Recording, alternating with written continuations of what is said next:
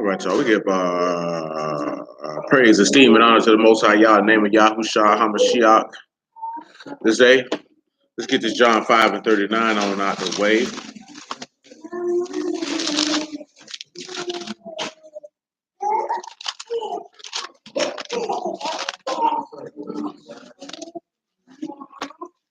Search the scriptures, for in them you think you have eternal life, and there they which testify of me, and you would not come to me that you might have life.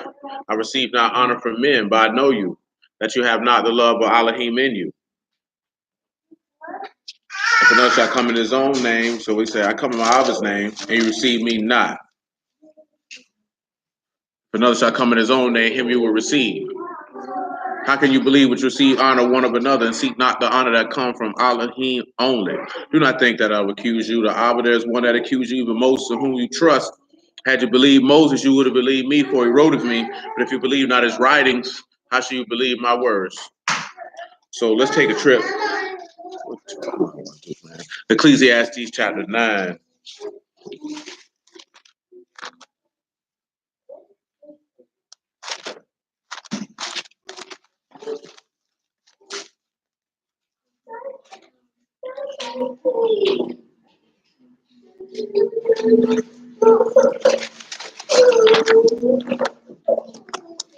I can actually get around to it. The 9 and about 15. 9 and 13 to be specific. Shalom, man.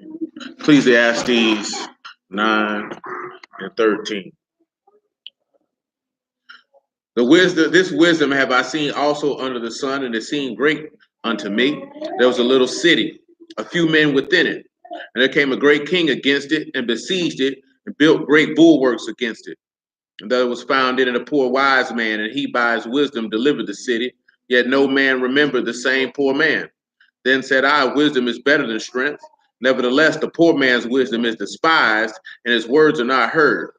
The words of the wise men are heard in quiet more than the cry of him that rule among fools. Wisdom is better than weapons of war, but one sinner destroy much good. So as we look at this statement before I proceed to deal with the other stuff, we say wisdom is better than weapons of war. What do you think that means? Do you have any idea of what that could mean? Wisdom is better than weapons of war. And if so, how are they better than weapons of war?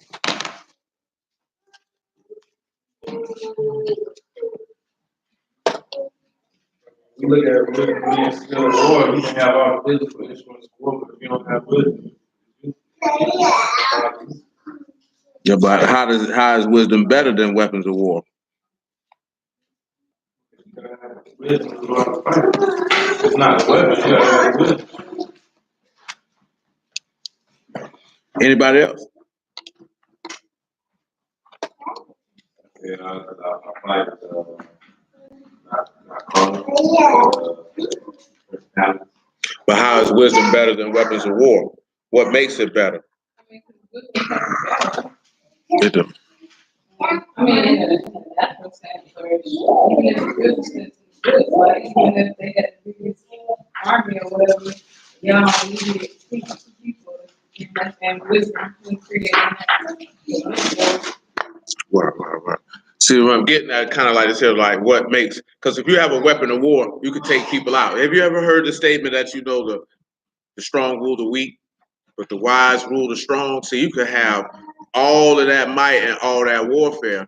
It means absolutely nothing because you're stupid. You know what I'm saying? So you got weapons. See, there's examples, and she just went in a direction that we finna go at, where how wisdom is better than weapons of war. Hold on, let me find the exact thing that's in my head.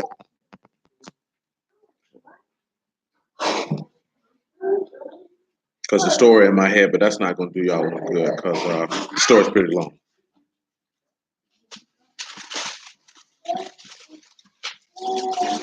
We'll start with this one here, right? We'll go to First Chronicles chapter 14, probably about verse 10, but it's something with Moses too. I'm trying to remember.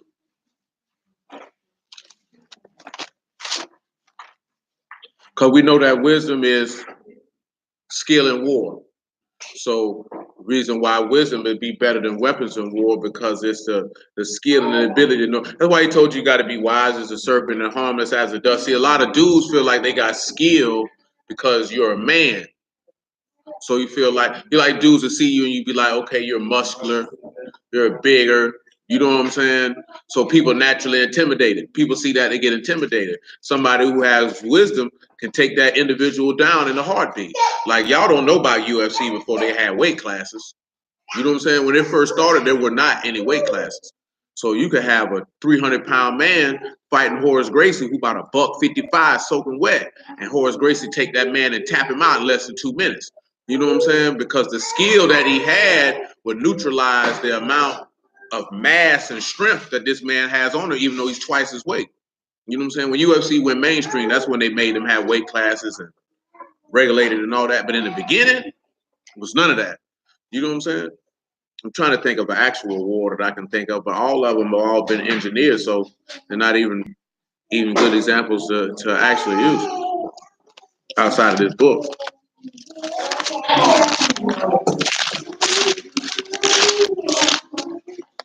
First Chronicles chapter 14, right? I said about verse 10, right? Pick about verse 8, I surmise.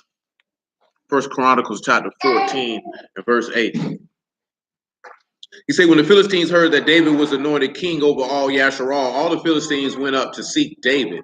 David heard of it and went out against him. And the Philistines came and spread themselves in the valley of Rephaim. And David inquired of Elohim, saying, shall I go up against the Philistines, and will you deliver them into my hand? Yahuwah said unto them, go up, I will deliver them into your hand. So they came up to Baal Perazim, and David smote them there. Then said David, Elohim have broken in upon my enemies. My hand shall be breaking forth of waters. Therefore, they call the name of that place Baal Perazim. So let me just pause for a moment. Well, let me get to verse 14. I'll come back. And when they had left their gods there, David gave a commandment, and they were burned with fire. The Philistines yet again spread themselves abroad in the valley. Therefore, David inquired again of Elohim, and Elohim said unto him, go not up after them, turn away from them, and come up over them against the mulberry trees. And it shall be when you shall hear a sound of going in at the tops of the mulberry trees, that then you shall go out to battle, for Elohim is gone before you to smite the host of the Philistines. David therefore did as Elohim commanded him, and they smote the host of the Philistines from Gibeon to Gazer. Now look at notice of what he told him to do. See, now he could have went at him headlong with his weapons of war, and he'd have got crashed. You know what I'm saying? The wisdom of Elohim told him, go this way, go around the back. When you hear this noise, you'll catch them slipping. That's the same token of, I'm trying to think about it. It's about 3 more battles in my head. It's one with Moses, and I can't recall the exact location at the present time. You got another one where Gideon, where he gave the same type of instruction. Where it was only 300 men, he gave them exactly and precisely how he wanted to attack them. You know what I'm saying? Like when you see a lot of people, man, they feel like they stronger or they bigger or whatever the case may be than they are another person. They feel like they can just come straight at them and destroy them. You know what I'm saying?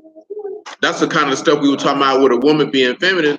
You're supposed to have more wisdom than that to navigate and move. You thinking you just gonna go ahead and full force and argue and fight with this man, and you're gonna lose every time. Because if you go to start acting masculine, he's going to treat you like a man. So he's going to interact with you like he's going to interact with a man. He's not going to interact with you like how he interacts with a woman. And if you had wisdom, you would know that.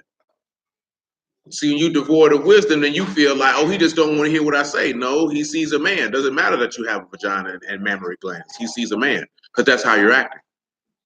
You know what I'm saying? The world had you all the way backwards, thinking that that's the way you want to conduct yourself. Like I just seen a chick say it's a war on women because a state banned abortion, and you really got to be extremely stupid to let these people pull your purse strings like that to make you believe that it's a war on women. You know what I'm saying? How is that a war on you? What you know is really what they take to that? That's a war on my whoredom. You know what I'm saying? Someone is telling me and holding me accountable and saying you can't whore and duck your responsibilities for being a whore. But see, like I told y'all before, men won't stand out and say that because then she not gonna give you no coochie. You know what I'm saying? That's what dude's problem is. And we all know this here, man. If men were actually men and told you, whore, go put on some clothes and stop coming out here bouncing your titties around, women would stop doing it because they wouldn't get the desired objective, which is the attention that they want. Some of it don't even be sexual attention. Some of it, they just want your non-sexual attention. They want you to validate them and tell them how fine they are. They don't want to give you no butt. You know what I'm saying? But see, that stuff come in the way. That's why a woman to say, well, it doesn't matter how I dress. You're right, it don't. But don't expect to get a respectable man out of the process if you act and dress and look like a whore. You know what I'm saying? But see, men won't do that because you've been taught your whole life to do whatever this woman wants you to do. Do you know what I'm saying? And don't say nothing about it. And don't hurt her feelings. And don't make her mad.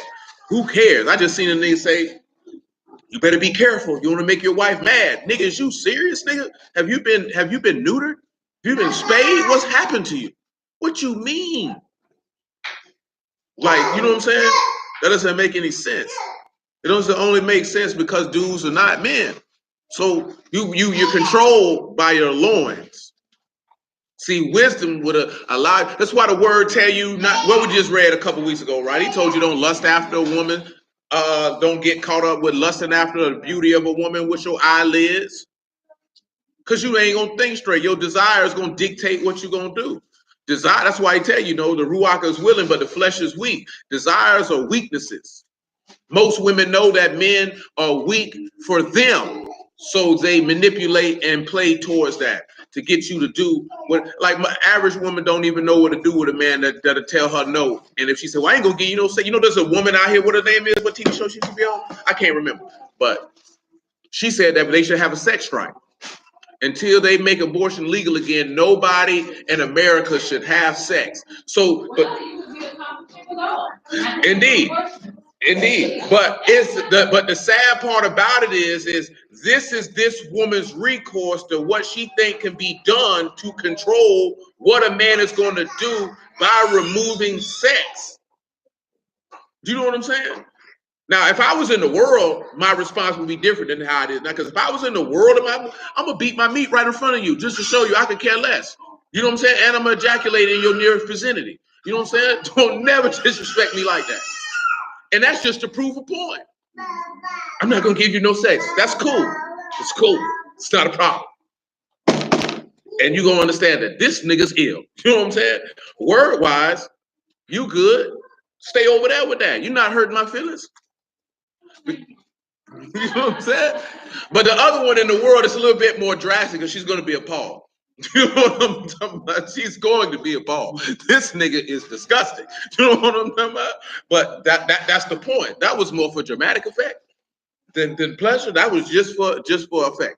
But yeah, man, you can't do that. You know what I mean? You can't allow somebody to have that much control over you only because your desires control you. This is why he say you ask not and you get not because you ask to consume it upon your lust because your desires control and dictate what you gonna do. You know what I'm saying? It's very few people in this day and time that get married for the purpose of I want to get with this person and build a long-lasting legacy. You know what I'm saying? We didn't talk about that before. Marriage is a partnership. That's a lifelong partnership. Dead serious endeavor. Most people get married because you don't want to be alone, or if you're in the word because you're horny. That's why you'll see somebody who's not in the word, that they could be with somebody 10, 15 years and they're not even pressed about getting married because they're already getting the benefits of being married. So for them, it's not an issue. You know what I'm saying? Get married for what? I already take care of you. I'm already knocking you down. What's the point? Do you know what I'm saying? And then the thing is I've seen people in the word say, I don't believe in abortion, but we should teach them to use condoms. I'm not teaching to use nothing. You know what I'm saying? Period. They're going to do it anyway, and they're going to go to hell anyway, and they're going to get out my house. Do you know what I'm saying? It's not that hard. You can't do that. You can't be that harsh. Watch me. But that's why the world is like that, because men buckle. Do you know what I'm saying? You won't say, I ain't with it. And you have one option. Well, two options. You can go along with it or you can leave. But I'm not going to compromise what I'm standing on. God, I told you before, man, your children ain't listening to nothing you talking about. They watching everything that you do. every way that you operate and the elements of your character. So anything that you say to them that is in contrary to what you do in your character, that's not what they're going to do. They're going to do what they don't care what you say out your mouth. See, that just sound good, but that's not what they're going to do. You know what I'm saying? You could tell your kid, don't smoke no marijuana, son, and you sitting in there smoking. You smoking cigarettes and you doing all this other stuff, and you tell them they're not going to do that. They're not going to follow that. You can't tell them be on time and then they watch you be late on a regular basis because they're going to do the same thing. That's why I tell you that. Don't get mad at them for when they do what it is that you taught them. You know what I'm saying? You taught them that, so don't get mad at them for that. If you want them to do better, then that means you got to do better. Which goes back to what we were talking about a few weeks ago. You the CEO. So if they not executing how you want, you got to blame yourself. And then you got to figure out what it is that they need from you to correct what they're doing that you don't like. See, it's easier to blame you like to say, right? You who are the only person who could blame the people for what they were doing. Because he didn't give you that example. And he taught you better than that. You know what I'm saying? So he the only person in history that can say, you niggas wrong. And even before he did that, he came and stepped to you saying, okay, stuff ain't going right. Tell me what I did wrong then. Let me know what it is that I didn't do for you not to be able to do what I need you to do. You know what I'm saying? That's what he did. That's what leadership is going to do. You out of pocket. It's my fault. What can I do to change it? So what did he do? He came down here as a man and he changed it. So give thanks to y'all for that. So when you look at this, he come around them mulberry trees. See, you can have all the strength in the world. See, let me show you something, right? What is the part I want to sit back and look at, right? 1 Corinthians chapter 15.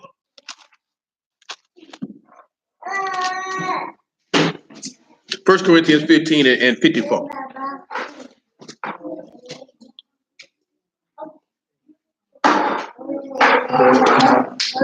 That's one of the reasons why he tell you to separate from the world, because the world got a stronger influence and pull than you think it do. You know what I'm saying? That's why he tell you to separate from it and leave that stuff alone. You know what I'm saying? Because it's going to have an influence and pull, because you're going to be like, "This is what my friends doing it. I want to be like my friends."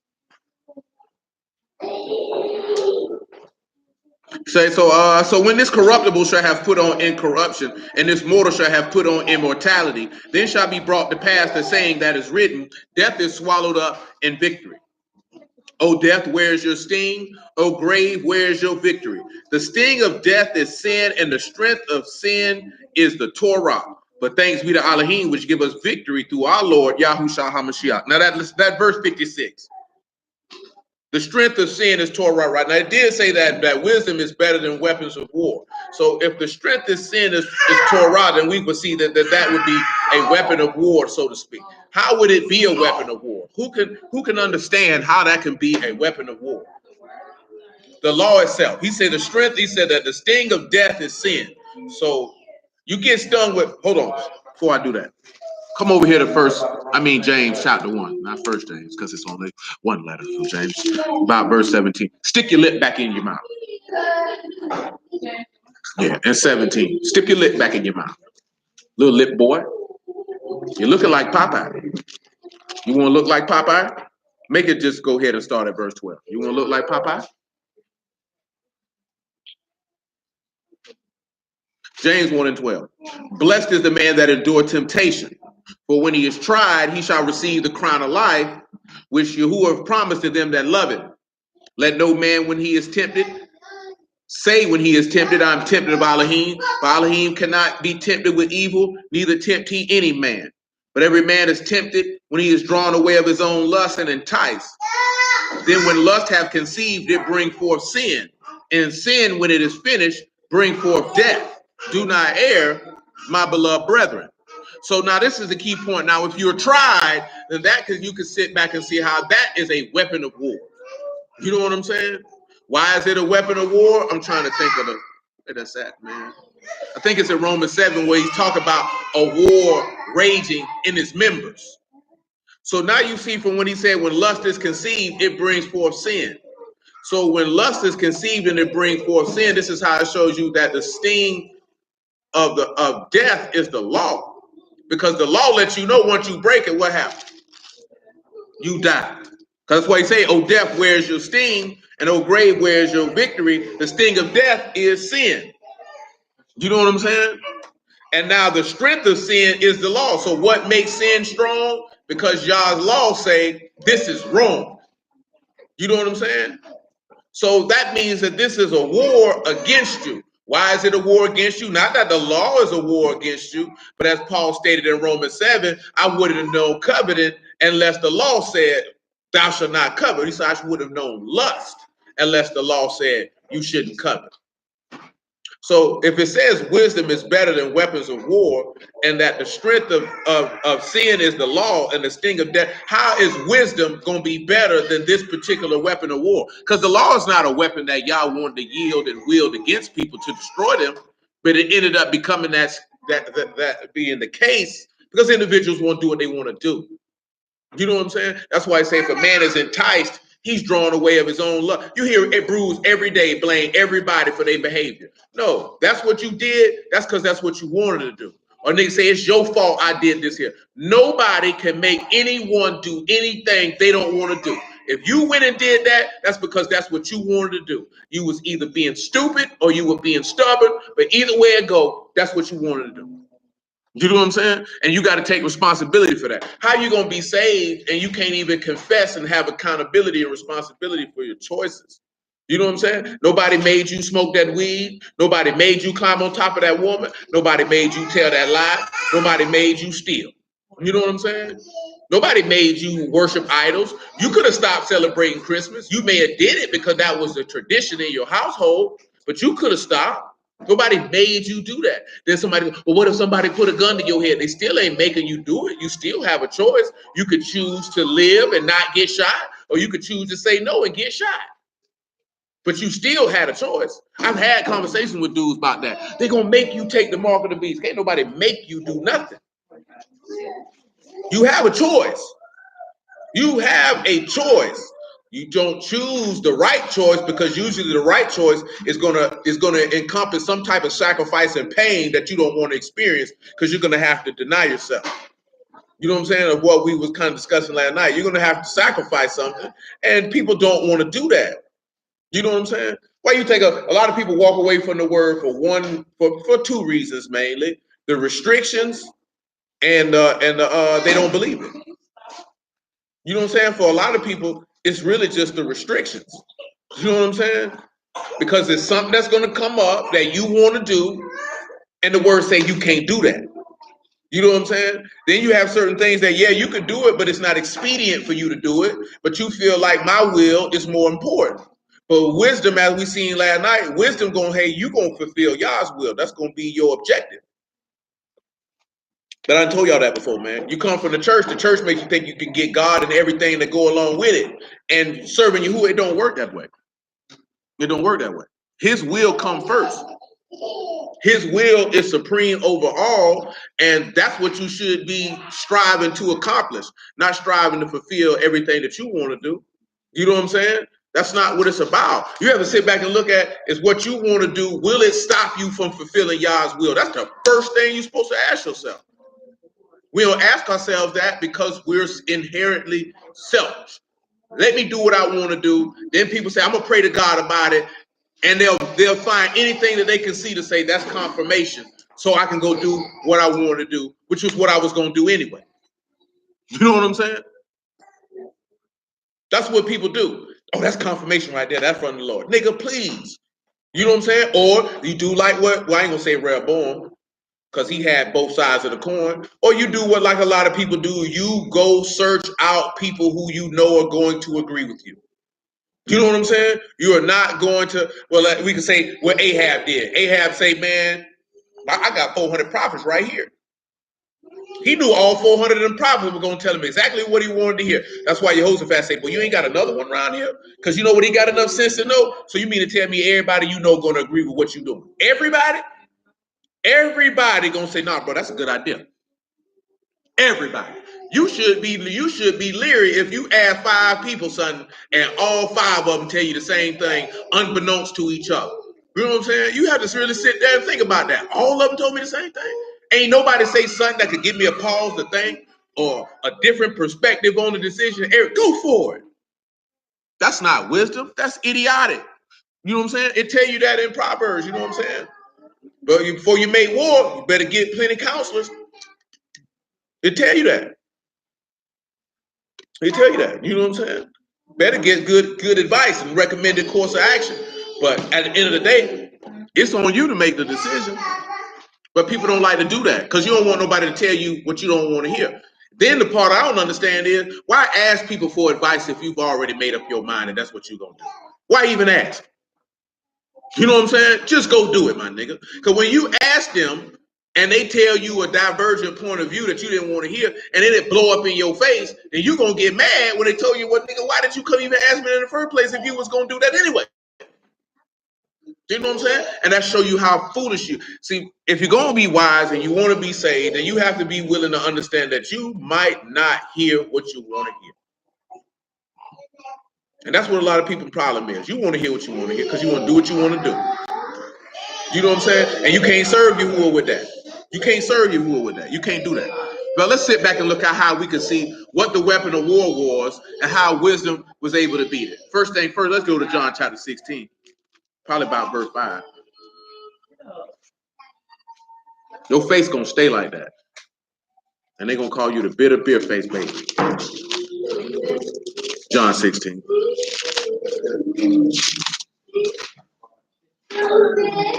About John 16 and 5, I guess. He said, but now I go my way to him that sent me. None of you ask me, where go you? Because I've said these things unto you, sorrow have filled your heart. Nevertheless, I tell you the truth, it is expedient for you that I go away. For if I go not away, the Comforter will not come unto you. But if I depart, I will send him unto you. And when he is come, he will reprove the world of sin and of righteousness and of judgment. Of sin, because they believe not me. Of righteousness, because I go to my Abba, and you see me no more. And of judgment, because the prince of this world is judged. Now, I know this is a remedial question. Who's the prince of this world he's referring to?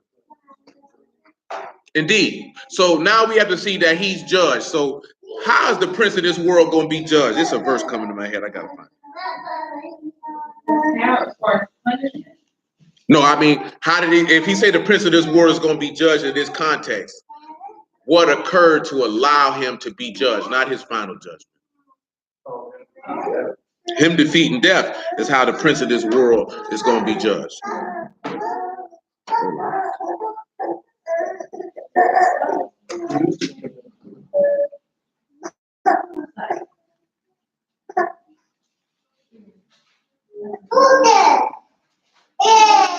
You over there using bad Spanish words?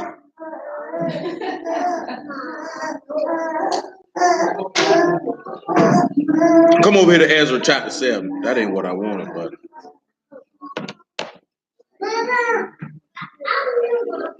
she definitely sounded like she was using the bad Spanish words.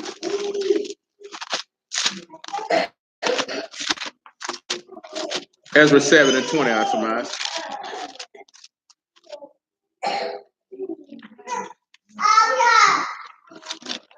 Well, we're glad you know who they are and that you're happy to see them.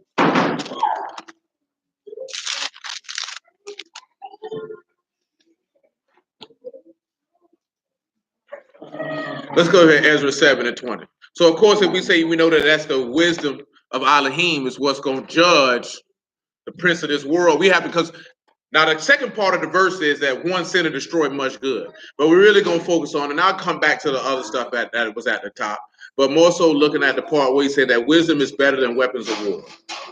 You know what I'm saying? Because remember, wisdom gives you the skill and ability to know, like this here, right? Satan could be strong as all outdoors. But if you, that's why he say, if you wise as a serpent and harmless as a dove, how could they be able to take you down? You know what I'm saying? Because you would know what to do. A wise person can outsmart a fool. You ever seen a fool outsmart a wise person? If you have, then that means that nigga wasn't wise to begin with. You know what I'm saying? You can't outsmart no fool, can't outsmart no wise man. The only person can outsmart a wise man is another wise man.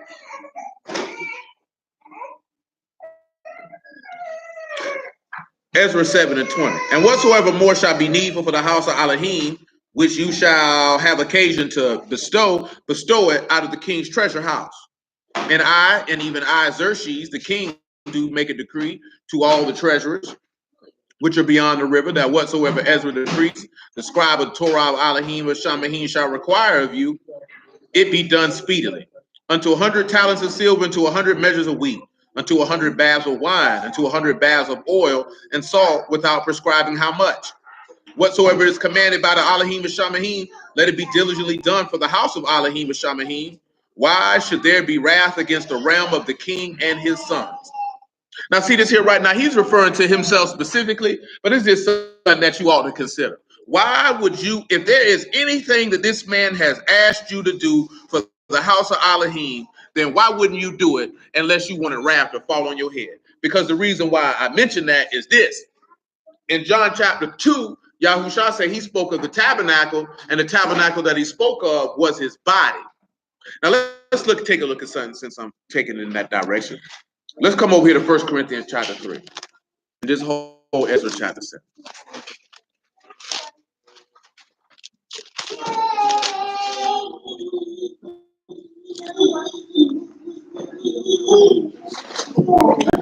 First Corinthians chapter 3 and verse 10.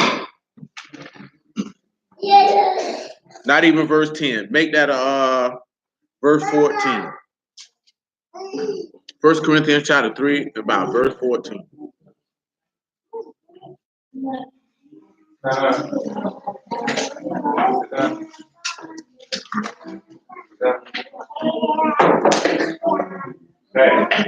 Are you a rebel? You are a rebel. Don't be a rebel. I know you. I wasn't speaking with you, sir. I wasn't speaking with you. If any man's work abide, which he hath built thereupon, he shall receive a reward. If any man's work shall be burned, he shall suffer loss, but he himself shall be saved. Yet so as by fire. Know you not that you are the temple of Elohim, and that the Ruach of Elohim dwell in you? If any man defile the temple of Elohim, him shall Elohim destroy, for the temple of Elohim is Kadash. Which temple are you? So let me ask you this question. How does one defile the temple of Elohim? I just seen a dude today make a statement in that regard, and he said the same generic nonsense that everybody else say. How does one defile the temple of Elohim? Does anyone know where in the script where it talk about what would happen if you defile the temple of Elohim? Because it talk about it. What you say now? Sin does defile the temple of Elohim. Does anybody know the scripture though that back that up? Because it's there. It's one back it up. So lives. I don't know what that was. Y'all know the script that back that up?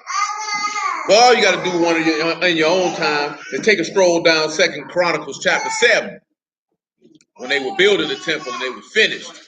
And he told them exactly, absolutely, what comes out of a man is what defiles him, and what comes out of a man comes out of his heart. You know what I'm saying? See, a lot of people say, I don't want to defile my temple because you smoking a cigarette. Nigga, if you were sinful and unbelieving, your temple would long defile before you lit that Newport. You know, that's what people love to say. You got to protect your temple. Notice that he said that know you not that your body is the temple of Elohim and the breath of Elohim dwell in you. Well, like I said, go read 2 Chronicles 7. Wasn't the temple of Yahuwah, wasn't that a sanctified place? He told him, if y'all sin in this land and you do this, that, then the third, nigga, I'm going to burn it down to the ground. You know what I'm saying? And everybody going to walk past and say that this is a proverb and a byword for what I did to this place, because they going to say that these people went over and they were worshiping idol gods doing what they wanted to do.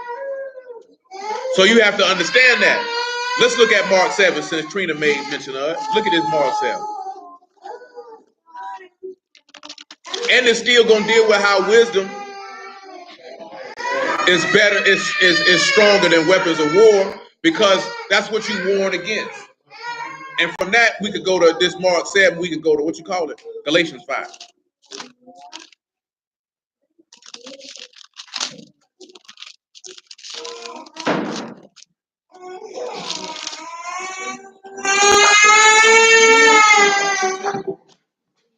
Mark 7 and 17.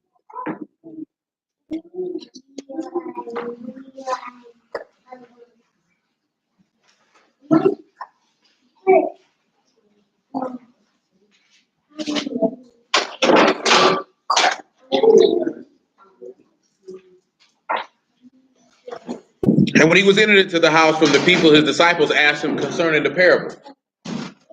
And he said unto them, are you without understanding also? Do you not see now remember this parable, right? Of what he spoke to them about. Because if now he's speaking about having insight, and this ain't necessarily wisdom. So let's go back to verse 14. Because he's not talking about wisdom here, he's talking about understanding. If you had insight in Elohim, then he would have told them that you would have exactly what I was talking about and why I said what I said. Remember, wisdom is knowing how to move, understanding is having insight. You know what I'm saying? So if you don't have insight in Yahuwah, you can never know his will. You know what I'm saying? You can never understand his ways. Mark 7:14. And when he called all the people unto him, he said unto them, hearken unto me, every one of you, and understand. Notice that he said that they need to listen and understand. There is nothing from without a man that entering into him can defile it. But the things which come out of him, these are they that defile the man. And if any man have ears to hear, let him hear. Now remember, right? We didn't go read it, but Romans 7 states how you have a war in your members. You know what I'm saying? So wisdom is stronger than weapons of war, because what you necessarily warned against in this regard is you warned against your flesh. Your flesh has a desire, so you have to have the wisdom in order to destroy it. You're not going to be able to beat it if you don't have the wisdom of Elohim, and you can't have the wisdom of Elohim if you do not respect him. See, a lot of people don't respect Yahuwah. See that like this here, right? You know why a woman disrespect her husband? Because she ain't got no respect for him to begin with. You're not going to subject and submit yourself to a man you don't respect. Do you know what I'm saying? You know why niggas disrespect niggas around the way? Because this nigga's a hoe. So what am I going to respect him for? I'm not coming at him with no type of way. And people say this, like I said, man, I just had somebody mention that. But I can't see somebody. I don't see how you can marry someone you don't respect, male or female. I don't see how somebody could do that. You know what I'm saying? In my opinion, that's a recipe for disaster. You don't respect this woman, but you're going to marry her. You know what I'm saying? So what's going to happen in that situation? It's going to be constant war every single solitary day. Because when you don't respect somebody, then you don't feel the need to do anything. You know what I'm saying? They could do the slightest thing. You don't cuss them out. You can go off on them. I don't respect you. You know what I'm saying? And that's how people feel about Yahuwah. I don't respect y'all. Don't eat what? Don't do what? Abstain from what? Man, screw that nigga. That's how they feel. You know what I'm saying? You cannot submit and obey yourself to something or someone that you don't respect. Why you think a lot of dudes out here cuss the police out all the time and do this stuff? Because they don't respect them. They don't even know that man. He's just representative of a complete organization. So because they have a lack of respect and disdain for the organization, they're not going to have respect for you as being a part of that organization, even if you're a man of honor and respect. You know what I'm saying? You think people who sin on a regular basis, they do that because they respect y'all? But ain't that's what the people tell you? You know, we sin, but we still love God. No, you don't. You don't. But you know why people say that? To make themselves feel better about what they're doing. You know what I'm saying? You got to come up with something to justify it in you. There's very few people that just gonna stand up and say, man, I hate that dude. You know what I'm saying? I hate the God of the Bible. I hate it. You got some people out here who do it. Or they see this how they try to clean it up. It's just an allegory. You don't have to take. That's how they try to clean up their hatred. By trailing, I just seen a dude say they got a different type of book, man. That nigga said the Gospel of Ohabi or something. And nigga was like, yeah, man, see the creation story in the beginning. See, that's the devil. See, they done lied to you. See, the devil done got you from the beginning, because the Lord and the Lord God is really just titles of the heavenly angels' ranks. It's a lot of people who own that, who used to believe the word as it's written. And why is that the case? Because they hate Yahuwah. That's all. At the end of the day, that's all it is. I don't respect him. You know what I'm saying? So you have to find a nice way to disrespect, because there's very few people like Satanists. They blatant with their disrespect. You know what I'm saying? They feel like this. Who? We go. They actually walk around and tell you on the last day we gonna beat y'all, and we confident in this fact.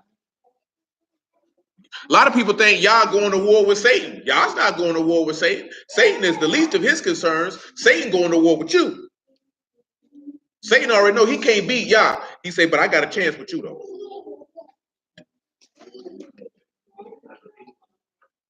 Straight up. When have you ever read anywhere where y'all was concerned about beating Satan?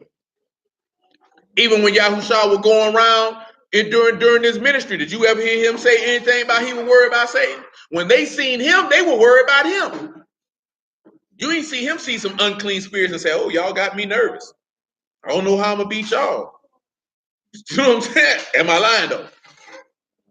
They were nervous when they seen him though. You gonna come to destroy us before the time? Ain't that what he said? So you have to see that. That man was already whooped. See, hold on, since I mentioned that, right? Let me finish this Mark 7. Because y'all know that's in Revelation 12, right? When he said, right, woe to the inhabitants of the earth, because the devil's coming under you, knowing that he had but a short time. So if he coming, what is he coming to war? He coming to make war with you. Why is he? So how does he come to make war with you? By trying to entice you through your lust. That's how he coming to make war with you. And if you got wisdom, then you're going to be stronger than his weapons of war. Because what weapons does Satan really actually have? All he got is deceit on his side. That's his only weapon. Well, I ain't gonna say his only weapon. His two weapons are deceit. But see, even then, that ain't a weapon if you know it.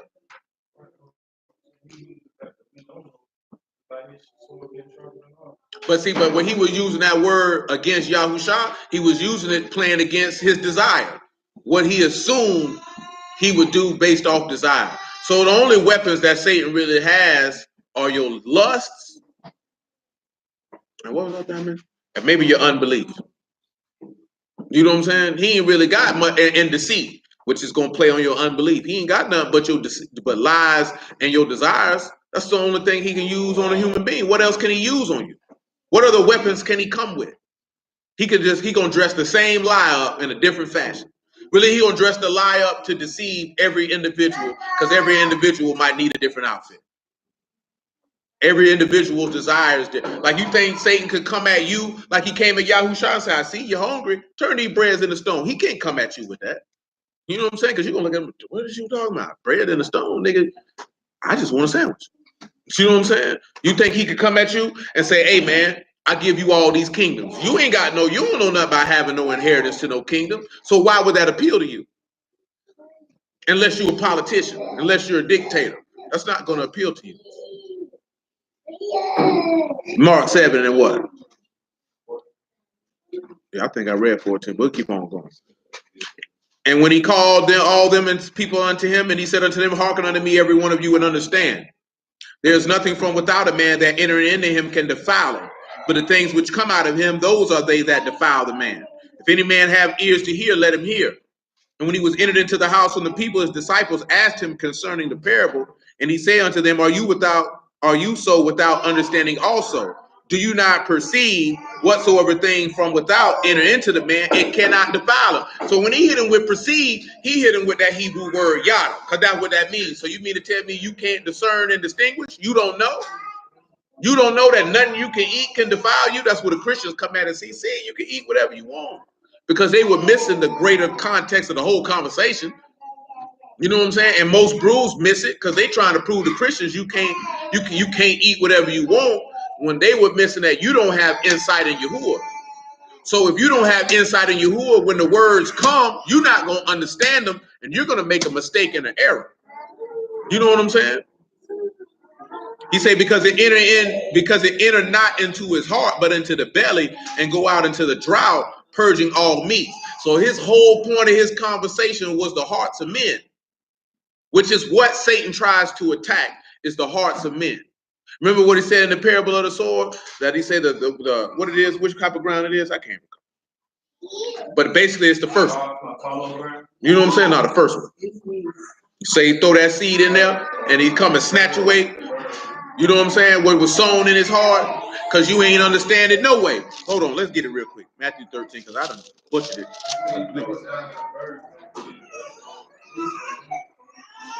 Yeah, I think so. I believe so. It's 12. Is it 12? Is it chapter 12? It's chapter 12. I'm all in the wrong place, ain't it, man?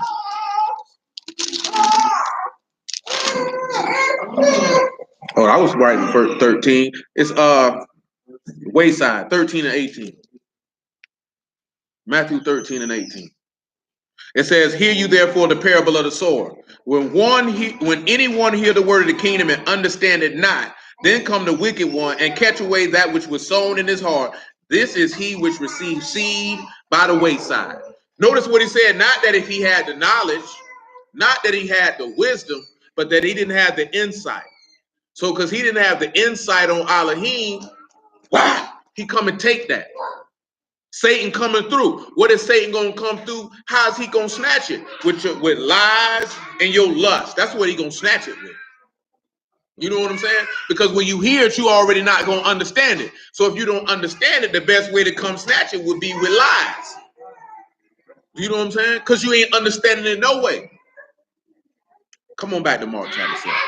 But key thing is that's dealing with the heart. This whole thing play what's in your heart, man. And if your heart's not right with Elohim, you ain't never gonna be right with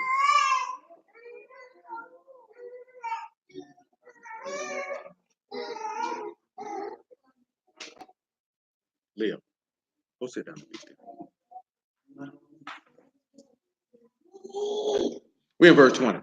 And he said, "That which come out of the man, that defile the man. From within, out of the heart of men, proceed evil thoughts, adulteries, fornications, murders, thefts, covetousness, wickedness, deceit, lasciviousness, an evil eye, blasphemy, pride, foolishness. All these things come from within and defile the man." When you look at Jeroboam, right, or Rehoboam, whichever one it was, which one of these things coming out the hearts of men that defiled him in that situation? Y'all know the story I'm talking about? Solomon's son took over, but which one of these things specifically did he defile himself with? And it can be more than one. Pride and foolishness for one. His pride because he didn't want to listen to them wise men that told him what to do. Foolishness because you went along with your stupid homeboys and what they were talking about. You know what I'm saying? And on top of that, wickedness too. You know what I'm saying? All that defiled him. So if he would have had wisdom, he would have seen those weapons of war warring in his members, and he would have been able to defeat them. You know what I'm saying? See, a lot of people, you fall to your desires or to the lies because you're not skilled enough in war to recognize how to fight it and defeat it. See, a lot of people make the word way overcomplicated. When we were talking about last night, man, it's a discipline. It's self-control. It's a discipline. That's all it is. It is a discipline. It's not that deep. It's really just as simple as that. Outside of faith, it's a faith of discipline. Period. That's what it's about. You know what I'm saying? And if you're an undisciplined person, attaining salvation will never occur for you. You know what I'm saying? Because you're not going to deny yourself when your desire to do something arises. You're going to yield to your desire because you're not going to take that wisdom with you to defeat them weapons of war, which is your desire. Because your desire is warned against your members to get you to do what you ought not to do. You know what I'm saying? It's really that simple. You know what I'm saying? It's really that simple. It's not that complex. It's not that deep. You know what I'm saying? It's really that simple. When Yahushua seen that man with that withered hand and he went and healed him, he could have went in there and slapped the fire out of everybody in there when he was angry. But his discipline to the word just caused him to look on them with anger because of the hardness of their hearts and go about his business. You know what I'm saying? Because he could have slapped the fire out of everybody in there. You know what I'm saying? You idiotic niggas, but he said no. I'm not going to do that. See, his wisdom allowed him, when the people wanted to make him king, he slid on out the way. See, if you don't have any wisdom, then you wouldn't be able to defeat that weapon of war, and you would have let the people make you king, and therefore making the scriptures null and void. You know what I'm saying? But see, we don't want to have that conversation. Because see, that discipline is the key thing, man. Discipline is the most important thing. That's why you say the first thing is wisdom, to know how to move. So when you know how to move, then you know how to discipline yourself. He ain't even bringing instruction into the play. That's why he told you, buy the truth and sell it not. Also, wisdom, chastening, and understanding. He's saying don't sell it. Don't give away your discipline. See, a lot of people don't want to be disciplined by Yah, so that's why they give it away. So you have to look at somebody who don't like to be corrected. You know what I'm saying? That's an individual that is proud. How you gonna be able to serve Yahuwah? He told you not to he say, despise not the chastening of Yahuwah. Because everybody he chastened, he loved. You know what I'm saying? Nevertheless, what was I quoting? I was in Ezra chapter 7.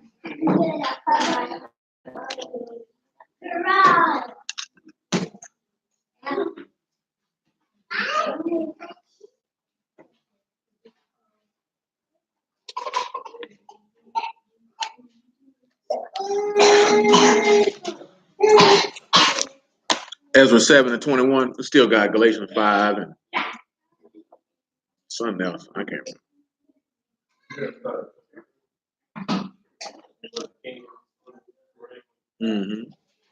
Ezra 7 and 23. Whatsoever is commanded by the Elohim and Shamahim, let it be diligently done for your house, for the house of Elohim or Shamahim. For why should there be wrath against the realm of the king and his sons?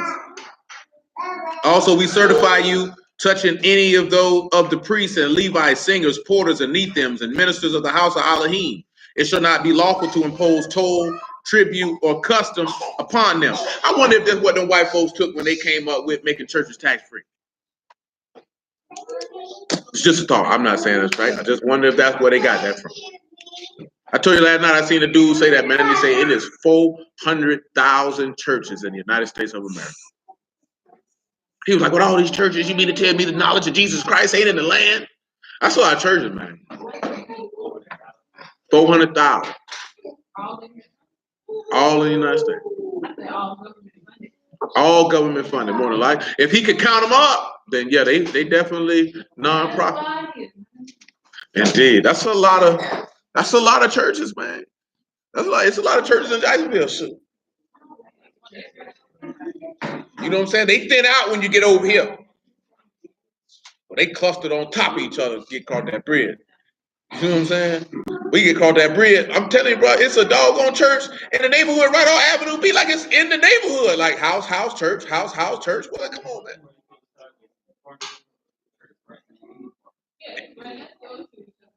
Like, how does that work? Oh yeah, my grandma stayed next door to the church. And you know, when we were young, we were disrespectful, so we getting hot. Right then and there. I don't care nothing about that church being right there. Mean nothing to me. I don't believe in white Jesus nowhere.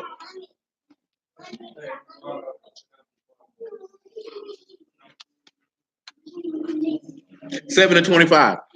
Listen what it said. And you, Ezra, after the wisdom of your Elohim that is in your hand, set magistrates and judges, which may judge all the people that are beyond the river, all such as know the Torah of Elohim, and teach you them that know them not. So when you see they saying, whosoever will not do the Torah of Elohim and the Torah of the king, let judgment be executed upon him speedily upon him, whether it be unto death or to banishment or confiscation of goods or to imprisonment. Now, when you see how you say according to, because that wasn't what I was looking for, man. Think about when you say, you know, by the world. I think it's Psalm. No, is it Psalm 99? It might be Psalm 99. Think about something else. But notice he said, by your wisdom, set up men over the people. You know what I'm saying? See, now he told Ezra to do this by the wisdom of Elohim. So if you do this by the wisdom of Elohim, what is that going to be related to? See, let me tell you something in 1 Timothy chapter 3, what that would be related to.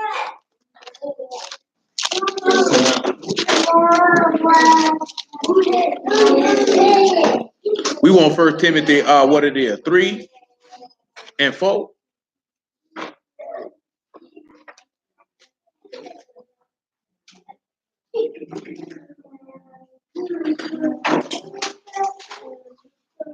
He said, one that rule his own house, one that rule well his own house, having his children in subjection with all gravity. Now, I've seen a few brews, and I know it's a lot of dudes that can't preach the word because they can't even control their children. You know what I'm saying? Their children do whatever they want to do. Can't even control their wife. Their wife do whatever she wants to do. You know what I'm saying? And so a lot of dudes who preach the word who move in that fashion. How you gonna be like this here? Well, y'all rule his household, so you mean to tell me you can't rule yours and you got the word? How you got the word and you can't rule your household? That's the part that killed me too, because you know I be seeing ladies, they be talking about they a pastor, and it's that they're in the third. How? You're a bald-headed hoe. You know what I'm saying? What you is you's a feminist. You know what I'm talking about? Who's trying to find some manner of fashion to rule men. I ain't never felt that one there, man. You know what I'm saying? I done got a lot of people mad with me in the street because I feel like if a nigga's pastor is a woman, that nigga is a simp. You know what I'm saying? Ain't nowhere. I ain't never even felt that in my life. Like, oh yeah, a woman can teach me the Bible. I ain't never felt that. I ain't even know nothing about no book, and I knew that wasn't right. That didn't even make sense. And guess what? Niggas will jump up. Man, ain't nothing wrong with that. I'm telling you how. I remember we was on that debate show and that lady was like, so you hate women. See, that's the manipulation that women do. When you say something that a woman can't do something, the immediate thing that they'll do is they'll try to attack you and say you hate women. Where you get I hate women from that statement because I said this woman can't teach this word. Ain't that what the word say? Oh, you just hate women. I hate women, but I got a mother and a sister and some nieces, but I hate women. I hear you. That's the best you can come up with? You know what I'm saying? You ain't never noticed that that's what you see in public, that when a man says something that women don't like, that they try to attack him by saying that he has some manner of hatred for women? You know what I'm saying? Because I told you that you can't do something or that what you're doing is wrong. So now I hate you now. That's a form of manipulation. You know what I'm saying? Oh, yeah. You know, they got whole leagues for that. Whole leagues for that. You know what I mean? You gotta look at that. I'm telling you, man, it was several dudes on that show that got mad with me. So you saying my grandma going to hell for teaching me the Bible? I say she sure is. On a Greyhound bus, nigga. On a mega bus, nigga. On a bullet train. She going to hell. You know what I'm saying? Well, if the men were doing their job, then we would. See, that's your first thing. See, you think you're a man. You know what I'm saying? You think you're a man. So you want to jump up and do a man's job because you feel like a man ain't doing it. Did y'all tell you to get your bald-headed self up? Did he tell you to do that? No, he didn't. You know what I'm saying? But my point to them was this. It's not about a woman. It's about right or wrong. If this is right that she can do this, then I ought to go to hell for saying that she can't. You know what I'm saying? I say, but if it's wrong that she doing this, then she ought to go to hell for rebelling against the word. And they didn't have no response for that because that's what I'm telling you. See, y'all think it's about right or wrong or winning the debate. See, somebody's soul on the line. Because if that woman ain't got no business doing it, then she going to hell and everybody who listening to her going with her. But see, y'all don't care nothing about that. Because see, you niggas got your penis tucked in your butt cheeks. You know what I'm talking about? You got them tucked in your drawers. So you don't want to stand out here in front of these men, in front of these women, and say, baby, that ain't right. How you gonna be a pastor? You don't fit the qualification. It says she got to be she got to be a husband or one wife. You're a woman. So you can't have a wife. That means you're a lesbian, which means that you're an abomination. So therefore, definitely you couldn't be a head of the Come on, baby, make it make sense for me. You know what I'm saying? Make it make sense for me. Because I can't make no sense out of that. We just seen this the other day. Y'all done heard the Hebrew word moray, right? They done made a word up and said we got morals. How? You know what moray mean? You know what I mean? A teacher, right? So now we got morals. Nigga made up a word. I heard of Mount Moriah. I ain't never heard of no moral. Deaconesses. That nigga came and debated. That nigga said, I can show you deaconess in the text. I say, where it's at? I say, deacon ain't even supposed to be in there, my nigga. What is you talking about? I told y'all, it's just in my mind right now. That nigga said that Miriam taught Moses and Aaron the law before Moses got it. So you mean to tell me the law say that Moses got the law and taught the people, but Miriam taught Moses before Moses got it? And you expect me to believe that? See, you can tell a woman no and not be disrespectful. You have to sit back and look at it. For lack of better terms, you know, y'all made the man better than the woman. And it is what it is. You know what I'm saying? It is what it is. That's how he made it. That's how he fashioned it. That's why Peter wrote unto the people and said what? Husbands, dwell with your wives according to knowledge. So meaning if you know that Yah made you better than this woman, then you're supposed to know how to live with her according to the knowledge of Elohim, because it says she's the weaker vessel. If she weaker, that means there's another vessel that's stronger. So if one vessel is stronger than the other, that means one is better than the other. You don't have to take it personally. That's just Yah's design. You know what I'm saying? It is what it is. He didn't make a woman to lead no man. If a woman's leading a man, that nigga's not a man. You know what I'm saying? She got a strap on. She hit him at night. Do you know what I'm saying? Because he ain't no man. If you a man, that means you're supposed to do the things that a man is supposed to do and move how a man is supposed to move. And that's what you don't have. And one of the biggest reasons why is men are motivated by vagina. So They gonna do whatever that woman say. You know what I'm saying? That's what we were telling y'all. What I was telling y'all last week, like when I mentioned y'all about how men have more respect for marriage in this regard on not trying another man's wife, because a nigga don't want a nigga to try his.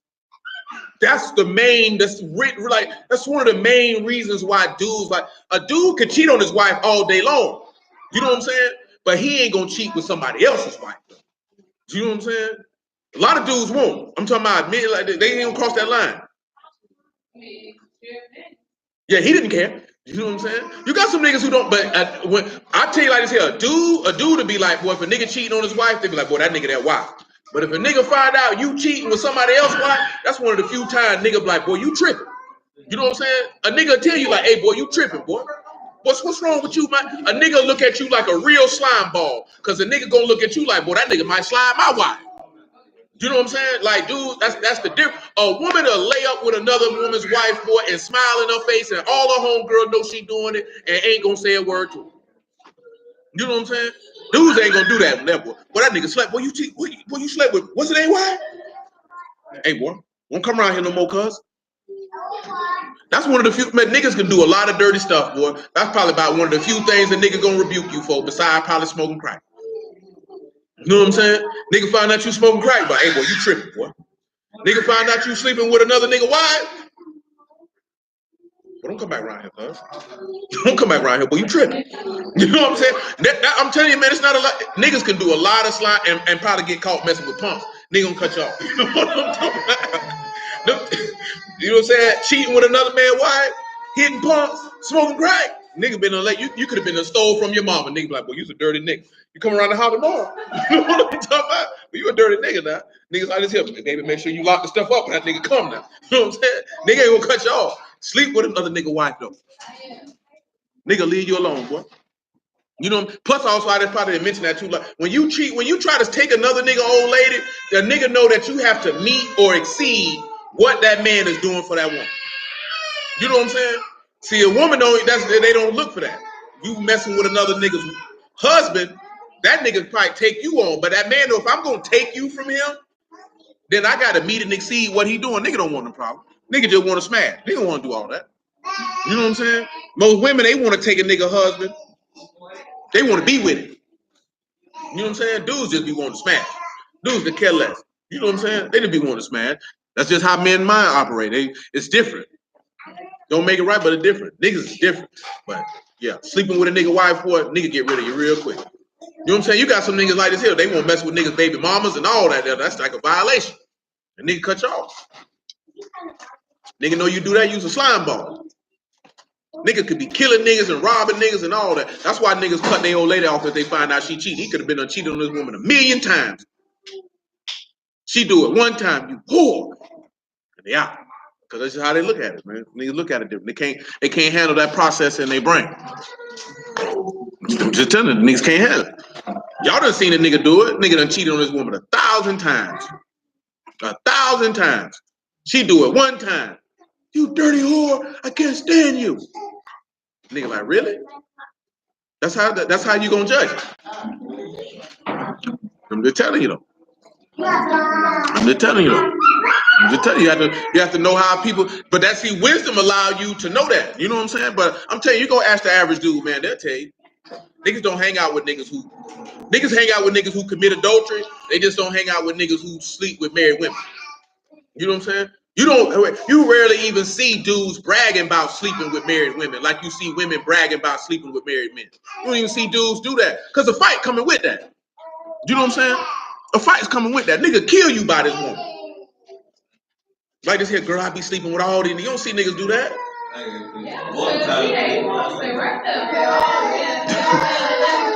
Yeah, exactly. Nigga, I can take you. I gotta take care of you and pay for you. Nigga ain't trying to do all that.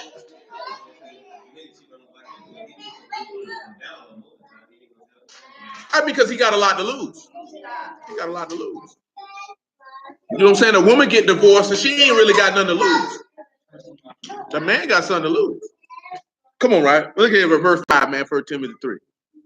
He said, if a man know not how to rule his own house, how shall he take care of the house of Elohim? And he said, not being a novice, being lifted up with pride, he fall into condemnation of the devil. And that means being a novice with that text. You don't really know the word. That's why I say with your wisdom, set up judges and magistrates to teach the people the word. Because you got to be wise enough to know who know it. Remember what it said about Ezra from the Jump Street? He sought Yahuwah. He was a ready scribe, and he sought Yahuwah and his laws and his commandments and his statutes that he might do them. You know what I'm saying? See, the wisdom of Elohim make you. We ain't went over that verse yet. But when they tell you that those that seek Yahuwah understand all things, but it don't say all things in Hebrew, it just says they understand. See, when you seek Yahuwah, you're going to understand him. See, a lot of people don't understand him because they're not seeking him. Like you hear people say, you can't know everything. The books say different. See, the thing is you niggas want to know stuff that's irrelevant. Who did Cain marry? Who cares? Like, what does that do for me for knowing where Cain's wife come from? I don't care where his wife came from. So if I find out where his wife came from, is that going to make me believe in it stronger? Where's Moses' grave at? Why you worried about where dead niggas at? You understand? Why you worried about that? So if you find that out, that's going to strengthen your faith. I don't need that information. You know what I'm saying? They ain't going to do nothing for me. You ain't gonna believe he died. They like this here. We gotta know where Cain was. See, brother, we gotta get the deep mysteries and mysteries of what? These niggas don't even be talking about nothing. Don't even be talking about nothing, man. But it is what it is. It's gonna be what it's gonna be. What was that for? That we good with Ezra 7. I think I will hold this up. Let's get this Galatians 5. I'm trying to. No. We was at First Chronicles. I don't need First Chronicles 14 no more. I'm trying to recall a couple more battles, but they're escaping my mind at this time of the exact locations. I could tell you about them, but what good is that going to do? Because there was definitely a battle with Moses where he told Moses exactly how to fight it and exactly where to go and exactly how to do it. No, that wasn't the one. Because that's when he got tired while they was out there fighting, and then Yahushua son of Nun and Aaron came up to hold it up. But I'm trying to recall this, like we used to look, we watched a video about this years ago, how they was like some of the greatest military tacticians in history said that Moses was the greatest war general in the history of mankind. When they sat back and looked at how it was described, how these battles were fought, and the skill and tactics that he used, because that was Yah telling them what to do and how to do it. You know what I'm saying? And that wisdom was greater than any weapon of war that they had. And the other story that comes to my mind is the story with Elisha. Y'all familiar with that story with Elisha? Y'all not familiar with that battle? Let's take a look at that battle. 2 Kings, right? Hey, children. You're a tad bit too boisterous. So you need to sit down and be quiet.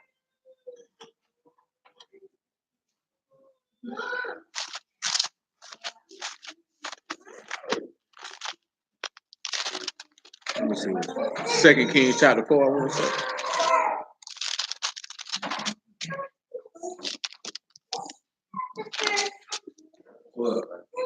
No, 4.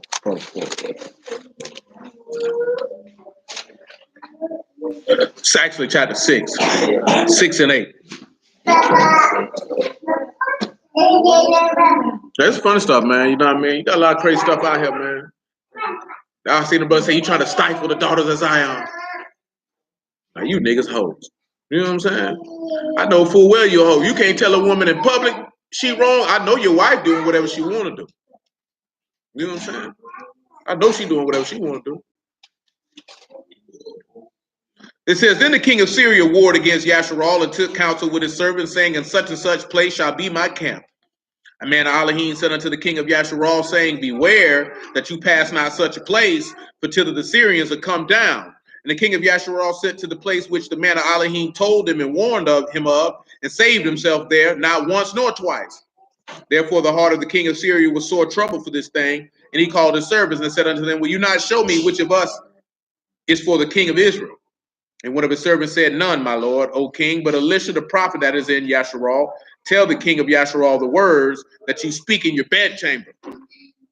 He said, go and spy where he is, that I may send and fetch him. And he told him, saying, behold, he is in Dothan. Therefore he sent thither horses and chariots and a great host, and they came by night and compassed the city about. And when the servant of the man of Elohim was risen early and gone forth, behold, a host compassed the city, both with horses and chariots. And his servant said unto him, alas, my master, shall we do? And he answered, fear not, for they that be with us are more than they that be with them. Elisha prayed and said, Yahuwah, I pray, open his eyes that he may see. Yahuwah opened the eyes of the young man, and he saw, behold, the mountain was full of horses and chariots and fire round about. Now listen to what he told him, right? He said it was more of them than it was of us. That's what he told him, right? Now the wisdom of Elohim gonna show forth this here. Now y'all should know, if you're gonna see right, he ends up doing something to the Syrians. You know what he did to him?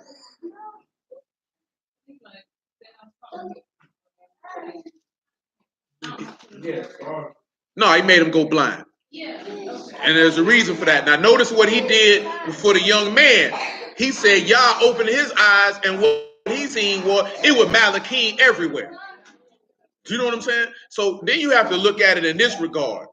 If Yah is with you, it's Malachim everywhere, and can't nobody do nothing to you. You know what I'm saying? I just seen some people, they were like, yeah, man, we got to get out these cities. You got to do this and you got to do that. I ain't got to do nothing. Do you know what I'm saying? The reason why I say this here is you don't see our people nowhere in the text doing the type of stuff that niggas tell us to go do. The only thing that Yahushua told you to do is that when you see that abomination of desolation in the set apart place, you need to go. Outside of that, you don't never see that. You didn't see them to you don't see him telling them to flee while they was in Babylon. Nigga, you don't think they were killing you when you was in Babylon? You don't think they was killing you when you was in Syria? You seen what Haman wanted to do in the book of Esther. You don't think they were doing that then? You ain't got to do none of that. Because remember, Satan came at Yahushua and told him what? If you be the son of Elohim, jump up off the temple. He said the angels won't cause you to dash your foot up against the stone. He said, hey, I'm not going to tempt Yahuwah my Elohim. If you know that Yahuwah is with you, then you know that there's Malachim with you. That's why he told him, you can't do nothing against me at all, except it was delivered unto you from my Elohim. Therefore, him that gave you to me, he got the greater sin. I'm not concerned with none of you niggas. You know what I'm saying? Then on top of that, thing just was in my brain. When he was in his last temptation, what did he send down there to give him strength? There was a Malachim right there with him. You know what I'm saying? So if you know Yahuwah, then you know that. He said that all Malachims are made to be ministers to the heirs of salvation. Minister being servant. So that means they are there to serve you. Period. That's what they're there for. That's why Elisha knew the Malachim was there. He said, y'all open his eye, let him see. Because he a little concerned right there. He got a little trepidation. He a little nervous. Open his eye, let him see. That's how you see wisdom. And when you basically look at it for the most simple terms, Yahushua is wisdom. Elohim is wisdom. So Elohim is better than any weapons of war. It's nothing that these people can do. And if something happens to you, then it's for you to esteem Elohim. Yes, what may I do for you, son? Huh? What? You raised your hand. You have a query? A question? Do you have something you desire to know? What would you like to know? You ain't quiet any other time. Now all of a sudden the cat got your tongue. Did he run away with it? Did he hide it? Very well then. Verse 17. And Elisha prayed and said, Yahuwah, I pray you, open his eyes that he may see. Yahuwah opened the eyes of the young man, and he saw. And behold, the mountain was full of horses and chariots of fire round about Elisha. Notice that the chariots of fire were all around Elisha. Not just around the whole camp, but around Elisha. Let's go on and get that Psalms 91 since I mentioned it. 91. No, I'm not going to play that game with you. You missed out the first time.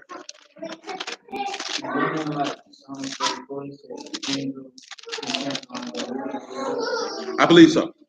It definitely says that somewhere. It could be Psalm 34. We'll look and see.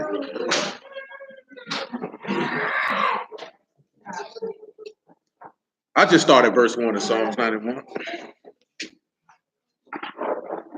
He that dwell in the secret place of the Most High shall abide under the shadow of the Almighty. I will say of Yahuwah, he is my refuge, my fortress, my Elohim, and him will I trust. Surely he shall deliver you from the snare of the fowler and from the noisome pestilence. He shall cover you with his feathers, and under his wings shall you trust. His truth shall be your shield and buckler. You shall not be afraid of the terror by night, nor by the arrow that fly by day. Notice that if Yah is your refuge, look what he told you. You ain't scared of nothing. See, you know what our people's biggest problem is that you think you gonna buck what's gonna happen. You're not bucking what's gonna happen. Because this man said that this particular man is gonna overcome the saints, and that's what it's gonna be. Period. But then a lot of stuff that we be seeing, that just could very well could be time and chance. It could very well be the judgment of Elohim falling upon sinners' heads, and you see because they black, and it grieves you, as it should. But then you only have to turn around and separate your flesh and see this could be Elohim's way of trying to get your attention. You know what I'm saying? And return. See, you can still be sad for what happened to your people who sinners and still have enough understanding to know y'all trying to get your attention. Because see, I meant to read this to y'all last night, right? It's in Job 19:29. You know what he said the children of the wicked are made for? The sword. See, our people don't like to have that conversation. So you see little kids get clipped down and your heart feeling sad not knowing that's what y'all made them for. He made them for that purpose. Now, what would these niggas do if we was in the times of old and then the Malachim would come around there killing little children? You know what I'm saying? Or when he said, I'm going to let these people come through, a 30 y'all going to the pestilence, a 30 y'all going to the sword. He said in Psalm 17, the wicked are your sword. So who you think he sent through to kill them people? So now you mad at y'all for execute judgment because you out of pocket. Instead of going preach that gospel and maybe they'll get right. Other than that, they reaping what they sowing, man. It is what it is. It is what it is. You can't fight against and be mad at the righteous judgment of Yahuwah just because they black. These niggas sinning. You know what I'm talking about? These are the same people that in a different medium, you'll clown them because they eating pork. Oh, y'all gonna get you with the sword. Then when y'all get them with the sword, now you mad. Like, come on, man. Oh, you want the judgment to come how you want it to come. It's not how it works. I say, man, that's why I told y'all, I mentioned Aisha Curry. I could give 2 Londons about Aisha Curry. It's just to see if you thinking carnally or thinking spiritually when you see situations that you judge it according to the word and not how you feel. You know what I'm saying? That's why you had a lot of divergent opinions between men and women about that, because women want you to simp and say that that's cool for a married woman to desire other men, when in reality, all it was is it's a woman in competition with her husband. You know what I'm saying? Why are you trying to compete with your husband? That means you really got a masculine frame and you're a whore on the low, because real women don't compete with their husband. You know what I'm saying? No, you know, it's women out here who compete with their daughters. You know what I'm saying? Like, how are you grown and you competing with a teenage girl? You know what I'm saying? That's what whores do. You know, whores refuse to be ashamed. That's what Jeremiah chapter 3 tell you. That's why she doubled down. You know what I'm saying? And guess what? Her husband gonna be a simp and go along with it. Now she come out and say she ain't black enough. Black people won't accept her. She say black people need to be born. And I'm thinking to myself, black people love high yellow niggas. You know what I'm saying? They accept high yellow niggas in a heartbeat. I don't know where y'all been living at and what country you been in, because light-skinned people definitely go. No, light-skinned people.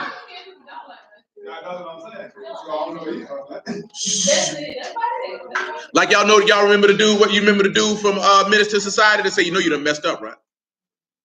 You know what I'm talking about? His name Bill Duke. I just seen the interview about him. That man say he never had no children because he was scared that he would have children as black as him, and he didn't want them to experience what he experienced as a child. So that's why he never had no children.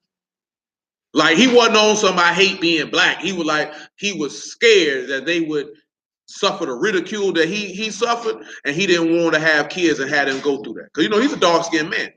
You know what I'm saying? And he's an older man, so, he came up in a different time, and that's what shaped his worldview. You know what I'm saying? He wasn't on what Kodak Black was talking about. He had a genuine fear, because he was not only getting discriminated and picked on from black people, he was getting it from white people. So when you had that type of thought process and you coming up, you had some people who genuinely be scared about it. Like, I don't want to have no children. I don't want them to experience that. See, for a lot of us, that's hard to understand because you ain't experienced that type of discrimination or that type of ridicule. But we all know the jokes when you were little. You know what I'm saying? They call you African booty scratcher, and this nigga's this, that, there, and the third. And you're doing it trying to be funny. I don't think it's no colorism in your head, but it definitely shapes the viewpoint of the person who getting picked on if they're not confident in who they are. It definitely gonna shape it. You know what I'm saying? Yeah, you know what I'm saying? Nigga, be quick to rank on this black nigga here. I can't see you. You know what I'm saying? All that type of stuff. You know what I'm talking about? But you also know, but and subconsciously, a lot of black people do accept lighter skinned people a little bit more. Cause see, Trina said she always wanted children that were darker than her because she was picked on because her mama was when she was younger about being a mutt. Cruel. Children are cruel. Children are cruel. You know what I'm saying? And it shape it. You know what I'm saying? See, you won't realize that because you don't want to think about it. You know what I'm saying? You don't want to think about it. That's why you got an opportunity with your turn. They shouldn't have to experience none of the things that you experience. If you know that, if you really love them like you say you do, then you would make sure that you would be diligent and focused on that they don't have to go through any of the negative things that you went through. Because if you know how it affected you, then you would have a conscious and diligent effort to make sure that they wouldn't have those experiences. You know what I'm saying? See, we don't think in that fashion neither because you worry about you and what you got going on. But guess believe, they're going to grow up and they're going to walk right in your footsteps. They're going to walk right in your footsteps. And there ain't no need for that to happen. Continuing on, what it is, Psalm 91:6. Nor for the pestilence that walk in the darkness, nor for the destruction that waste at noonday. 1,000 shall fall at your side, 10,000 at your right hand. It won't come near you. See, that's the thing, right? Like, if you believe, I remember when I first got in the word, dude say, you know, he ain't gonna do for us like he did for Elijah. I'm like, these niggas don't really believe the word. This man just said that 10,000 will fall, 1,000 will fall at your side, 1,000 on the left, 10,000 on the right. Ain't nothing. See, niggas don't believe that. You got to get you some weapons. Get you one if you need one. You know what I mean? But you can have 1,000 weapons. Wisdom stronger than weapons of war. Because if y'all want you dead, you're going down. You don't think Ahab had no weapons with him out there in Kings? He had a whole army with him. Y'all wanted him dead, and guess what happened to him? He took an arrow right in the side and died where he stood. See, we don't see that because niggas really believe they can save themselves, and you can't save yourself. We really believe that you have the power. I seen dudes say we are the messiahs. We are salvation. I ain't neither one, cuz. You know what I'm saying? Because people looking at it is you niggas waiting for a man to crack the sky. You know what I'm saying? Because dudes don't really believe in y'all. I mean, a lot of brews say that. Y'all waiting on some man to crack the sky. We could do this stuff ourselves, this, that. See, that's your pride. That's your pride. You know what I'm saying? That's your pride. And when you say that, like I'm telling you, when you say that, they're going to think that you're knocking building a community, and you're not knocking that. Niggas just telling you straight up and down, bro, you can't save yourself, B. I wouldn't care if y'all took another 10,000 years. Let him take it. You know what I'm saying? Let him take it. At the end of the day, what did we read? We can read in Luke 18. He say, even though he bear long with them, he will avenge them speedily. He say, but nevertheless, when the Son of Man come, will he find faith on the earth? He ain't gonna find it in 2 minutes. These niggas don't believe in y'all at all. These niggas just capping. These niggas don't believe in y'all at all. And it shows. See, when you have wisdom, you'll be able to know and tell. Oh, that nigga don't believe in y'all. You hear what he talking about? You'll be able to know. If you believe in y'all, you're trusting with your example. What did them 3 young men say before he threw them in that furnace? What was their exact words? Who can remember their exact words? The 3 young men that got tossed in the furnace. What were their exact words before they got tossed in? These niggas ain't got that type of confidence. These niggas gonna fight. I remember I told my homeboy a long time ago, man, he done moved to Georgia now. He was living in Connecticut at the time. I said, yeah, man, if I get locked up for the word, nigga, don't be outside protesting for me, my nigga. He was like, boy, we gonna get you free. I said, don't you protest, my nigga. Because he was thinking in the construct of the terms of the time that we live in now. You know what I'm saying? I'm like, protest for me for what? If I went to jail for the gospel, praise be to y'all, go pray. Don't be standing outside protesting for me, my nigga. I say, was anybody outside protesting for Peter? Them people went and besieged Elohim, and that's what got Peter up out of there. Y'all niggas, I'm gonna break you out of jail, and I'm gonna sit in there too. Cause that ain't a y'all. That was your will. I'm gonna sit right here. I ain't going nowhere. Ain't that what happened when that happened with Paul? Paul said, "We all here, man. You cool, man. We ain't going nowhere. We ain't went nowhere." He understood that's wisdom. He understood the will of Yah. The average nigga would have got up and left. I'm free, y'all free me. He didn't do that for your freedom, son. You see the difference? There's a difference in that. And that's a conversation people don't want to have because you think you Elohim in your mind. See, you done made an idol out yourself. Now, my homeboy the other day, he said something that's true. He was like, people worship the book. I don't know if people bow down and reverence the book, but I understand what he means. You know what I'm saying? Because I know him, so I know his perspective. I understand what he means. But the average person says that, and they just saying because you cleave to what's written in the book. When really, it's not the book. We worship in the words of the individual that is in the book. And not even worshiping his words, we're worshiping him because we rock with what he's talking about. So we respect that and we reverence and we bow down to him because we know he's the solidest individual in the history of solid. You know what I'm saying?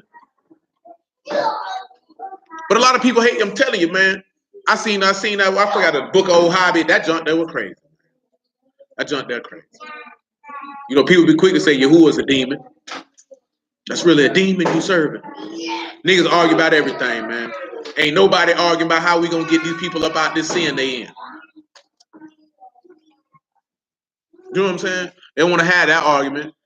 Niggas really think because you go around the hood and pass out some sandwiches and some blankets, that's gonna bring somebody to Yah. It's not, because it's gonna be just like Yahusha said. You came around here for the miracles, you came around here for the loaves, nigga. Do you see that's what wisdom is? See, you old lame niggas that have been like, oh, they coming for the word. Yahusha already knew what it was, man. Nigga, he ain't coming around here for nothing other than their food, cuz. What's that? What's that?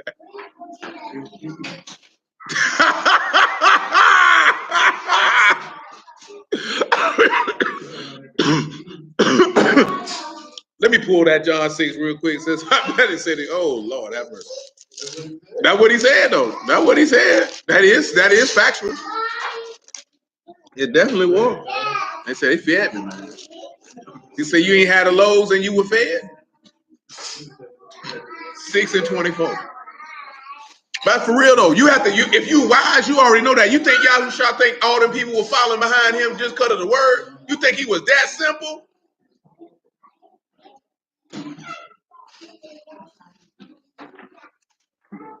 He said, when the people therefore saw Yahusha was not there, neither his disciples, they also took shipping and came to Capernaum seeking for Yahusha. And when they found him on the other side of the sea, they said unto him, Rabbi, when come you? Yahusha answered and said, truly, truly, I say unto you, you seek me not because you saw miracles, but because you did eat of the loaves and were filled. That's what you came around here for. We ain't had no food. You seen me break bread with all these bread and then fish, and that's what you're around here for. Look what he told them. Labor not for the meat which perish, but for the meat which endure unto everlasting life, which the Son of Man shall give unto you for him of Elohim Abba seal. That's what you ought to be working for. But guess what we get caught up on? I want to work and buy me this car, and I want to work and take this vacation, and I want to buy this, that, there, and the third. You ain't doing no work to get this everlasting life, though. You know what I'm saying? You can't never let what you got going on get in front of the fact that your soul must be saved. You know what I'm saying? It must be saved. Back to Psalms 91. It's got to be saved. You know what he told you in Matthew. What profit is if you gain the whole world and lose your soul? What can you give in exchange for it? He even had that question. What you gave to trade off for it? It ain't even yours. It don't even belong to you.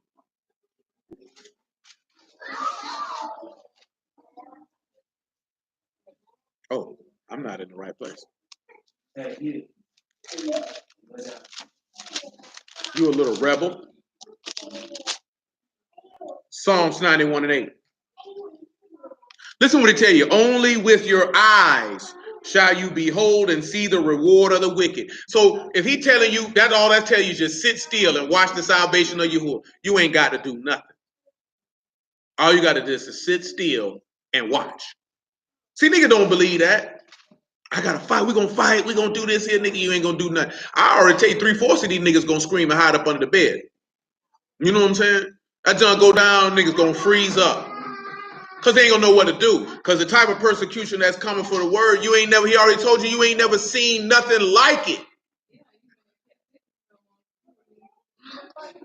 And on top of how you going to beat people, you ain't got no army. You think you're going to take down a whole world conglomerate with a few AK-47 and some niggas around the corner?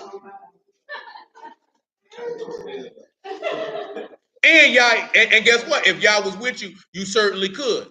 But I'm making that statement because Yah's not with you. So you're not going to be able to do it. You know what I'm saying? We didn't finish what's in 2 Kings, but we going back. There was more Syrians than it was of Yasharal. But it don't matter. Yah was with Elisha. They going down. It was more Philistines than it was against David. It didn't matter. Yah was with him. They going down. That's why he had them go around the back through the mulberry trees and take him down. I got to speed this up because I got to make sure I clean every point up. He said, because you have made Yahuwah, which is my refuge, even the Most High, your habitation. There shall no evil befall you, neither shall any plague come nigh your dwelling, for he give his Malachim charge over you to keep you in all your ways. They shall bear you up in their hands, lest you dash your foot against the stone. You know what I'm saying? See, we don't necessarily believe that. Come over to Psalm 34. So we don't necessarily believe what's in here. See, a lot of people don't necessarily believe it because you're so fearful of dying. Psalms 34:1. You're so fearful of dying that you don't realize, as I mentioned last night, if you live and believe in Yahushua, you'll never taste death. Because these niggas don't believe. You don't believe. And you notice the individuals who push that, they don't believe in the resurrection of the dead, or they don't discuss it. Because you don't believe that. You don't believe that. There's not an expectation or reward for you. Psalms 34:1. I will baruch Yahuwah at all times. His praise shall continually be in my mouth.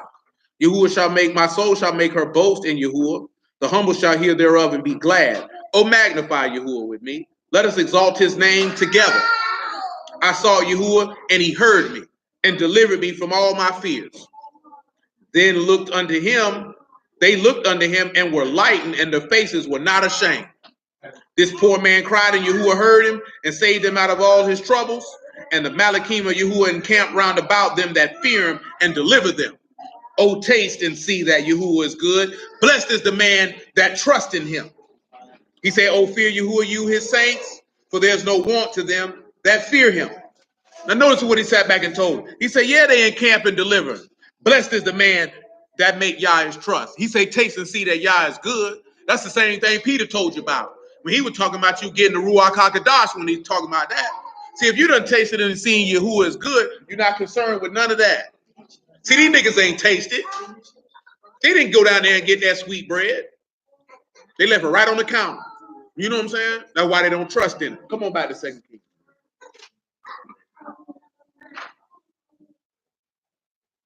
Lizzie, I see you a crash dummy. Because you finna crash.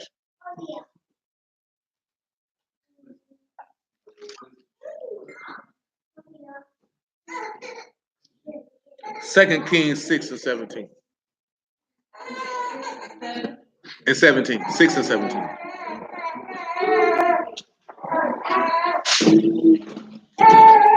Elisha prayed and said, Yahuwah, I pray you, open his eyes and that he may see. Yahuwah opened the eyes of the young man, and he saw, and behold, the mountain was full of horses and chariots and fire round about Elisha. And when they came down to him, Elisha prayed unto Yahuwah and said, smite this people, I pray you, with blindness. And he smote them with blindness according to the word of Elisha. And Elisha said unto them, this is not the way, neither is this the city. Follow me, and I will bring you to the man whom you seek. But he led them to Samaria. And it came to pass when they were coming to Samaria, Elisha said, Yahuwah, open the eyes of these men that they may see. Yahuwah opened their eyes, and they saw. And behold, they were in the midst of Samaria. And the Malach of Yasharal said unto Elisha when he saw them, my Abba, shall I smite them? Shall I smite them? He answered, you shall smite them, she shall not smite them. Would you smite those whom you have taken captive with sword and with bow? Set bread and water before them that they may eat and drink and go to their master. And he prepared great provision for them. And when they had eaten and drunk, he sent them away, and they went to their master. So the bands of Syria came no more into the land of Yasharal. Now, who can see the wisdom that was executed here? This is almost along the same lines of what you've seen, what we looked at with Jonah. You know what I'm saying? The wisdom that you see here is, I want you to make them blind. Then we're going to come up upon them, And when we get there, I want you to open their eyes just so they can see that we could kill every last one of you. The king looking at it like, oh, well, we got him, boy. We're going to take him out. But what did Elisha say? No, this is not the time that you show wrath. Wisdom say that you show mercy. To let them know that we could have killed you this day. But instead, we're going to set bread and water before you, and we're going to sit down, and guess what you're going to do? You know what? I ain't fooling with y'all no more. Let's go home and don't come back around here. You ever see the difference with Saul? And Saul was asleep. See, David called Saul lacking. You know what I'm talking about? This one here is a little different because he didn't do that for Syria. He did that for Israel to show them his wisdom and his mercy. That's what he did it for. Let them know that, look at man, you see all these Malachim right here, bro? Y'all need to chill. Them people ain't no threat to you. Yeah, we could kill them. We'll be justified, but let's slide through and let them see the might and wisdom of Elohim and what he can do. You know what I'm saying? See, now like with David, that's just pure unadulterated mercy and wisdom in regards to his obedience to the word. You know what I'm saying? Because he knew, what does the law say? Don't kill Yah's, don't put your hand on Yah's anointed, and I'm not going to do that. He wasn't Yah's anointed. Here, you niggas can catch that wreck. You know what I'm saying? But I'm going to spare you because you're a sinner. You don't know no better. You know what I'm saying? And then in that regard, it should make them serve Yahuwah, but 9 times out of 10, we know that it didn't. Let's go to this Galatians 5.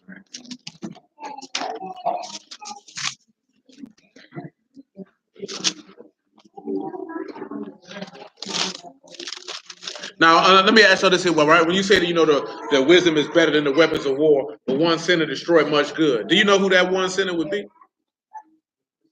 It could be Judas. It could be Pilate. It could be a multitude of people depending on which situation and circumstance you're looking at.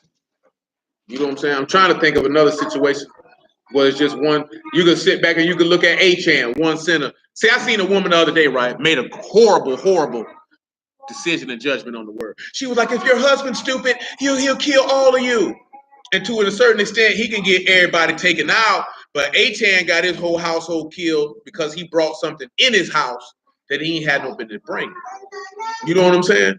See, a lot of individuals don't sit back and look at, your husband can be stupid. That don't mean you going to hell because your husband's stupid. Your husband going to hell by himself. You know what I'm saying? Like when you go in front of the judgment seat, y'all not going up there as a tandem.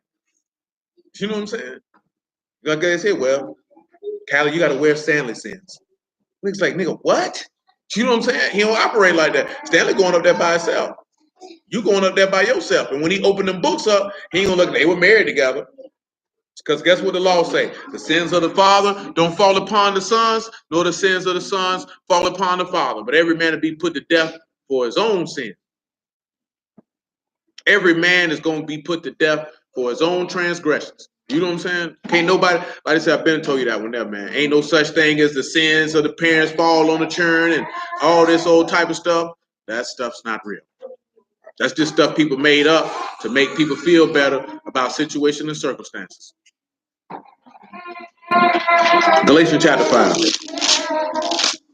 Ain't that true for like our young kids?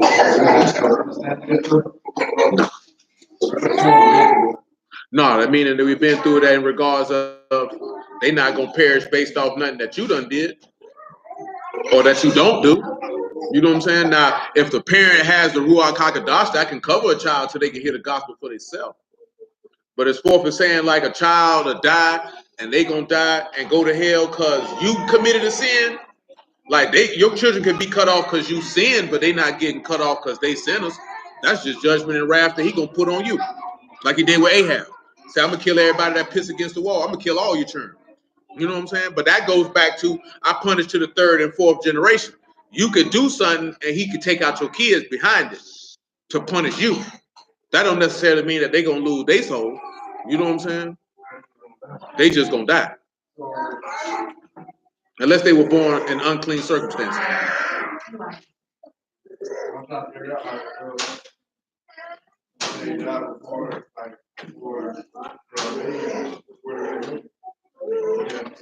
I mean, there's no such thing as of age in the text. So I understand that. When we went through it, it was more or less like an age of understanding, not a specific age, but when they were understanding. I mean, the understanding could come forth. It depends. That's going to be how diligent you is in imparting the gospel to them.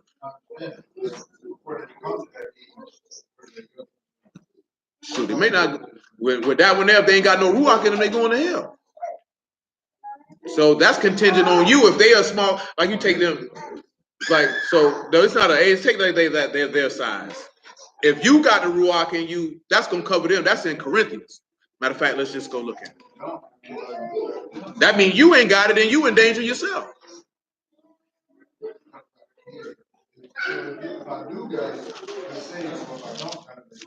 Yeah, because you ain't saved. So how could they be? What it is? 1 Corinthians chapter 7, right? 1 Corinthians 7:11.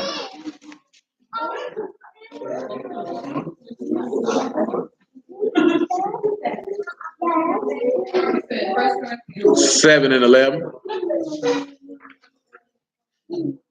He say, but if she depart, let her remain unmarried or be reconciled to her husband. Let not the husband put away his wife. But to the rest speak I, not the Lord. If any brother have a wife that believe not, and she be pleased to dwell with him, let him not put her away. And the woman which have a husband that believe not, if he be pleased to dwell with her, let her not leave him. For the unbelieving husband is sanctified by the wife, and the believing wife is sanctified by the husband. Else were your children unclean, but now they're kadosh. So if you are a believer and you've been sanctified by the word, then your children gonna be sanctified by it. But if you don't believe, then yeah, they going to hell because you don't believe, because you going to hell. That's no different with Ahab's sons wicked. We don't know. It don't talk about Ahab's sons.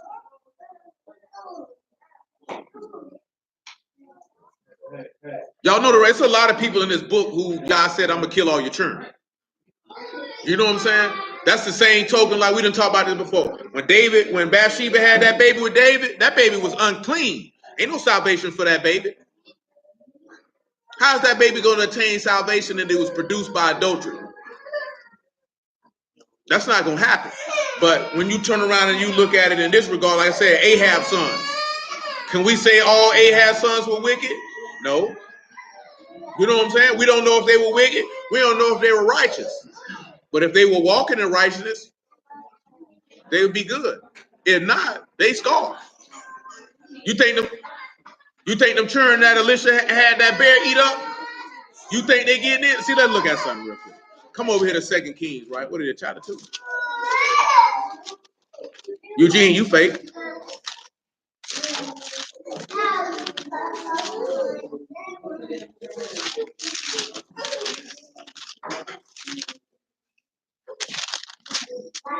Second Kings chapter 2, verse 19.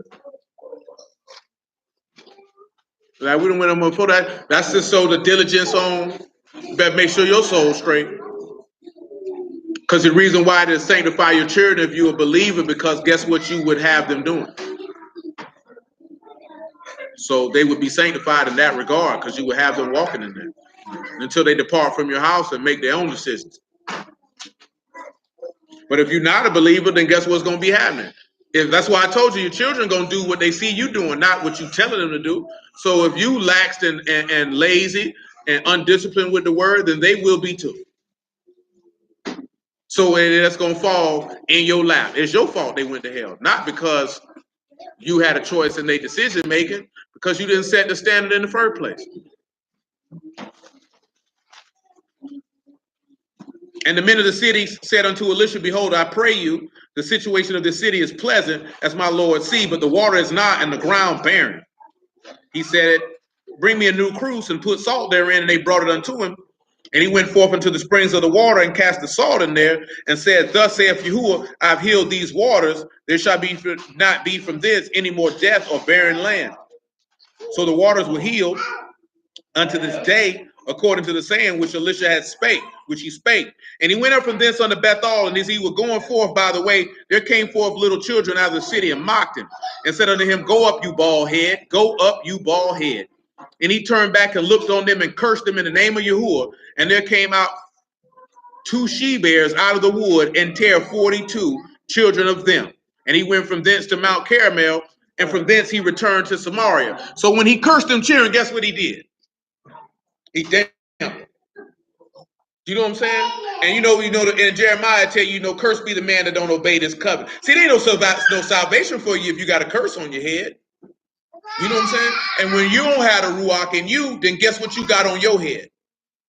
A curse is on your head because you haven't been freed from death.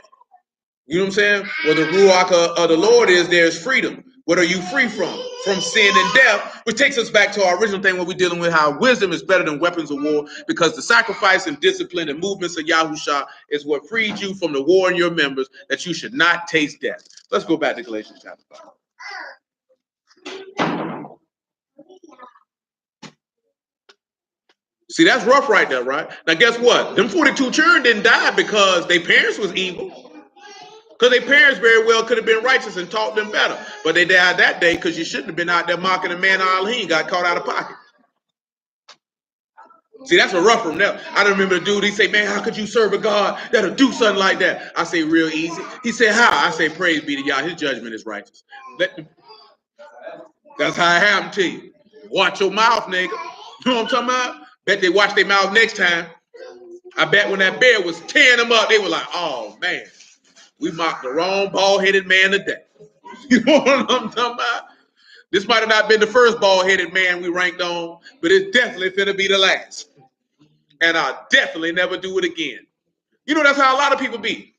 Nigga be selling out to a nigga up that fire. Oh, you done sold out to the wrong nigga. And this gonna be the last time you ever sell out because you going to meet your maker today. That's why the book tell you, like, man, you got to be careful who you put your mouth on because you don't know who belongs to you, who and who don't. You know what I'm saying? And putting your mouth on them, y'all look at it as you putting your mouth on me. And with that coming, he coming to see you. You know what I'm saying? See, a lot of people run their mouth. I don't like that nigga. He just that, there, and the third. And y'all just taking note. Because you're not talking about that person. You talking about Elohim. That's how he see it. I told y'all that before last night and many times before. He don't see nobody but Yahusha. That's all he sees. So when someone disrespects you, they see him. He sees you disrespecting me because me and my son are one. That's all he sees. Yeah, he sees individuals per se, but in reality, he don't see nobody but his son. And if he don't see his son, then he see Hashatan. That's what he sees. He sees the adversary. He don't see nothing else other than that. You know what I'm saying? I'm telling you, the word is straight down the middle, black and white. Ain't no gray area. He don't sit back and look at, oh, man, that's just a sin. It's okay. No, he sees Satan. He sees an adversary to his will. That's what he sees. You know what I'm saying? He see you clothed with Yahusha. That's my beloved son in whom I'm well pleased. That's what he sees. You know what I'm saying? We people, so we try to see you because we got emotions. See, y'all don't have no. See, that's what the nigga said today. That's how you know. He said the fallen angel that created Genesis, that's in Genesis, really was a man who elevated to angelhood, and that's why he has emotions like jealousy and anger. And I'm like, niggas really believe this? How does a man transmutate into an angel, my nigga? That's what the nigga said though. That's a lot of niggas believe it because he said he can back down the Bible with the book of Ohabi. Niggas say, well, nigga could come back and say, well, how we know the book of Ohabi? See, your creation story is the Gilgamesh epic story in Babylon because you said it was. Because you said it was. You know what I mean? It's a lot of stuff, man. You hear a lot of stuff, man. It is what it is. And that's when you have to have the wisdom. Could you sit there and argue with him? You could. Or you could sit there and be like, you know what, bro? Shalom be unto you. Believe as you will. And go your way. See, he didn't want to deal with the information. If that's what you want to call it, bro. You know what I'm saying? You niggas done got so smart, you stupid, because everybody wants to be a scholar. Like this here, right? Like the word of Yahuwah is not a scholarly endeavor. This is not an intellectual discourse. But you know why that's happened? Because you got all these universities and dissecting the word, and you done made something, and that's why they can't understand it. This is not a scholarly endeavor. You know what I'm saying? Y'all ain't gonna sit back and look at all your scholastic degrees. You got your degree in seminary theology. That man don't care nothing about all that, man. You know what I'm saying? At the end of the day, the word can only be given in two fashions. Y'all give it to you direct, or y'all gave it to a man and he gave it to others. That's how the understanding of the word of Yahuwah get put forth in the earth. That's how it started from day one, and that's how it's gonna be till it's over.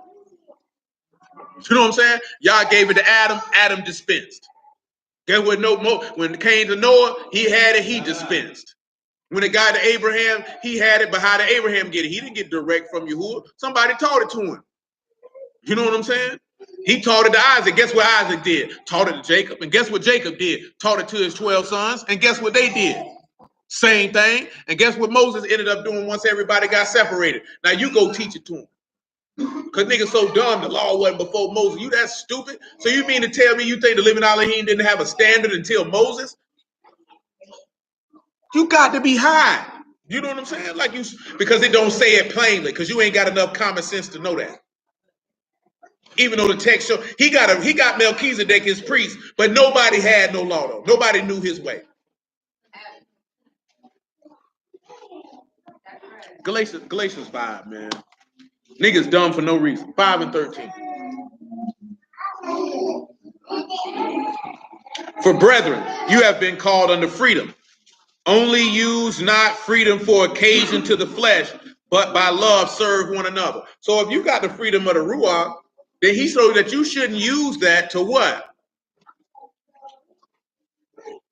The chance to fulfill your desires, but that you actually should love and serve each other. And not only by love, but just saying you love an individual, by the love of Elohim, you should serve each other. Ain't that what he told you in John 13? He said, I've washed your feet. You know what I'm saying? He said, now if I, your Lord and Master, have washed your feet, you ought to wash one another's feet. You know what I'm saying? That if I'm the chief and I loved you enough to serve you, then you should love each other enough to serve each other.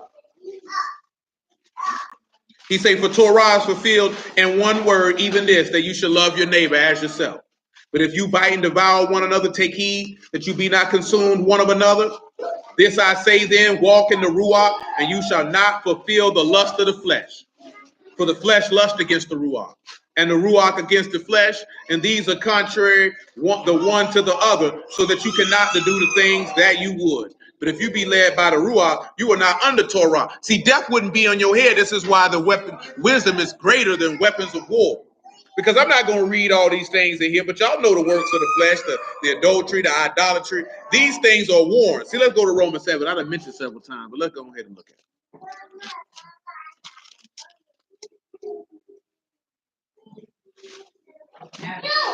it. 7 and 17. Gail.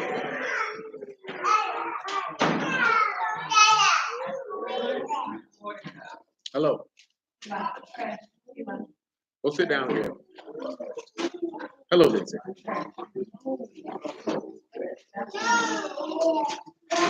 Romans 7 and 17. Now then it is no more I that do it, but the sin that dwell in me. For I know that in me, that is in my flesh, dwell no good thing. For to will is present with me, but how to perform that which is good, I find not. For the good that I would do not, but the evil which I would not, that I do. Now if I do that which I would not, it is no more I that do it, but the sin that dwell in me. I find then a Torah that when I would do good, evil is present with me. For I delight in Torah of Elohim after the inward man.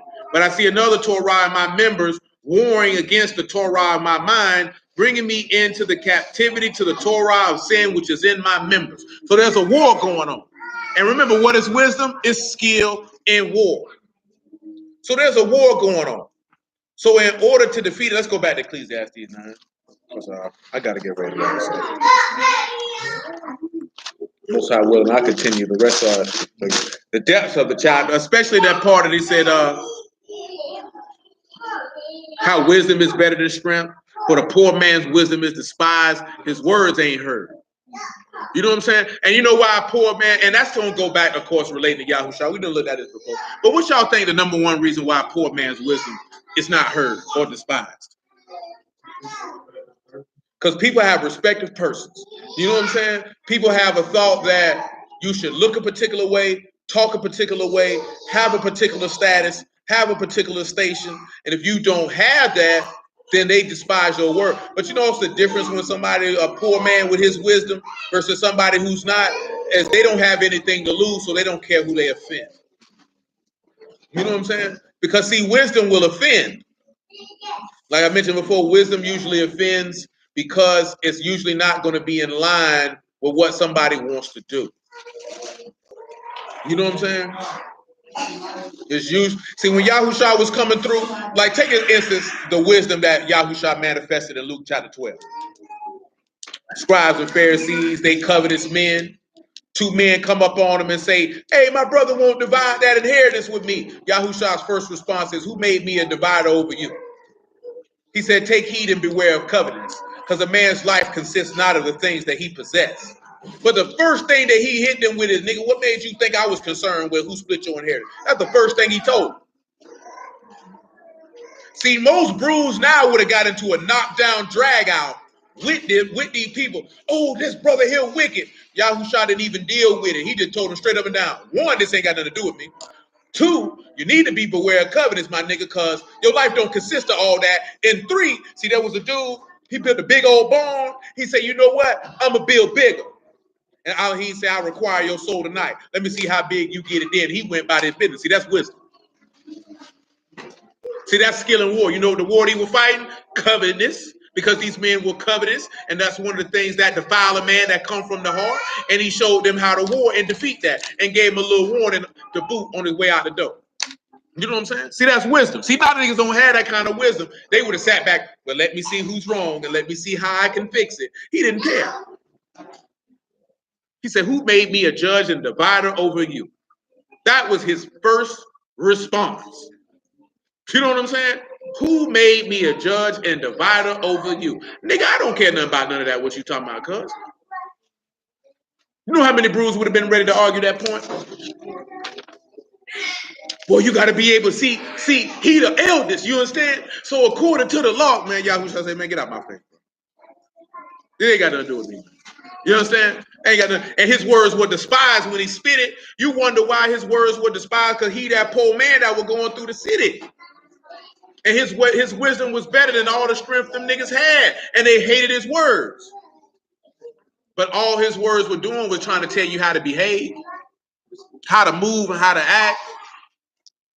Like I told you last night, we could literally start from Proverbs chapter 1 and 1 and go all the way to Proverbs 31 and 31 or 32, whatever it end at, and the whole gospel is there. And all Proverbs is wisdom, and it's going to give you and show you the skill to save your soul. You can literally read the whole gospel in them 31 chapters and never have to read. You wouldn't even have to read Matthew, Mark, Luke, and John 9 times, and you'll have his whole story. His whole story. I'm talking about from his birth, his life, his sufferings, his death, his resurrection, and his whole story. And never have to read that.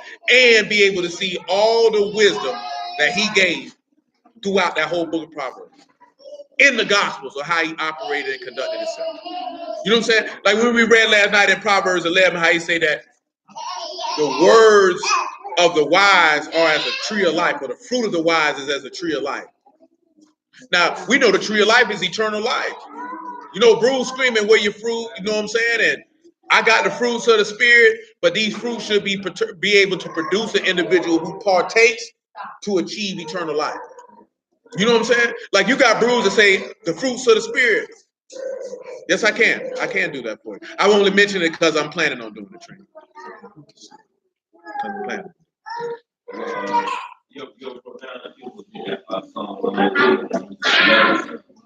Yeah, we have one, but that's a major, massive endeavor. I don't know what we're gonna do. That's a massive endeavor. That's 176 verses and that division of song. We have to do that bit by bit. That is a massive endeavor. Most High willing, but for the year out though. He asked about doing Psalms 119 and every character that's over the chapter, something that I mentioned that I was gonna do. Trina asked, will I do what I've just mentioned with Proverbs, which if I mentioned it, then you already know that I'm going to do that. Man, but I'm trying to decide, do I need to go ahead and do the understanding part on buy the truth and sell it not? Which I have to do, because I think we done did instruction previously, not too long ago, and then go do that. It's not important. Similar to you said it. he was on earth. He was straight with me, like, No, that's why I say wisdom is better than weapons of war. He ain't fighting that time. because they were trying to get him to get I guess in my mind. Yeah. I ain't know. He said, and I was gonna get to that because what he said, they came out. He said, "You come at me like a thief with swords and staves." Remember, what did Peter do? A lot of He pulled his sword out and he did what? Cut the man's ear off. And he told him, "Put up your sword, because he that killed with the sword shall perish with the sword." He say, "Think not that I can't call for 12 legions of Malachim right now." He say, "But how will the scriptures be fulfilled?" And he put the man earwax on and healed him and went about his business. You know what I'm saying? Yahushua knew full well he could go to war and destroy these people at any time. But his wisdom was stronger than the weapons of war. That they came out with swords and staves and it still wasn't strong enough to defeat him. You know what I'm saying? Satan came with every trick he could come with, and it still wasn't enough to defeat him, which goes back to what I was talking about when he was like, the prince of this world is going to be judged. So because of the wisdom that Yahushua did, and his wisdom was rooted in his fear of his father, therefore he went up and died. And so because he went up and died, that's how the prince of the world was judged, because his movements allowed him to beat death. Because remember, he said he was manifested to destroy the works of the devil. You know what I'm saying? And then he said, and he destroyed him who had power over death, that is the devil. So how was he able to do that? By wisdom. That's how he was able to destroy that weapon of war, because that's the only weapon that Satan has besides lust and deceit, now that I think about it, and that's death, the fear of death. Those are the three things that he uses: your lusts, your unbelief through lies, and death. You know what I'm saying? Because that's the thing that you haven't experienced. You haven't experienced death, so you're scared of it. You know what I'm saying? But those who are of Elohim, that's why he said perfect love cast out fear, because fear had torment. So what can Satan torment any man, woman, and child with? Death.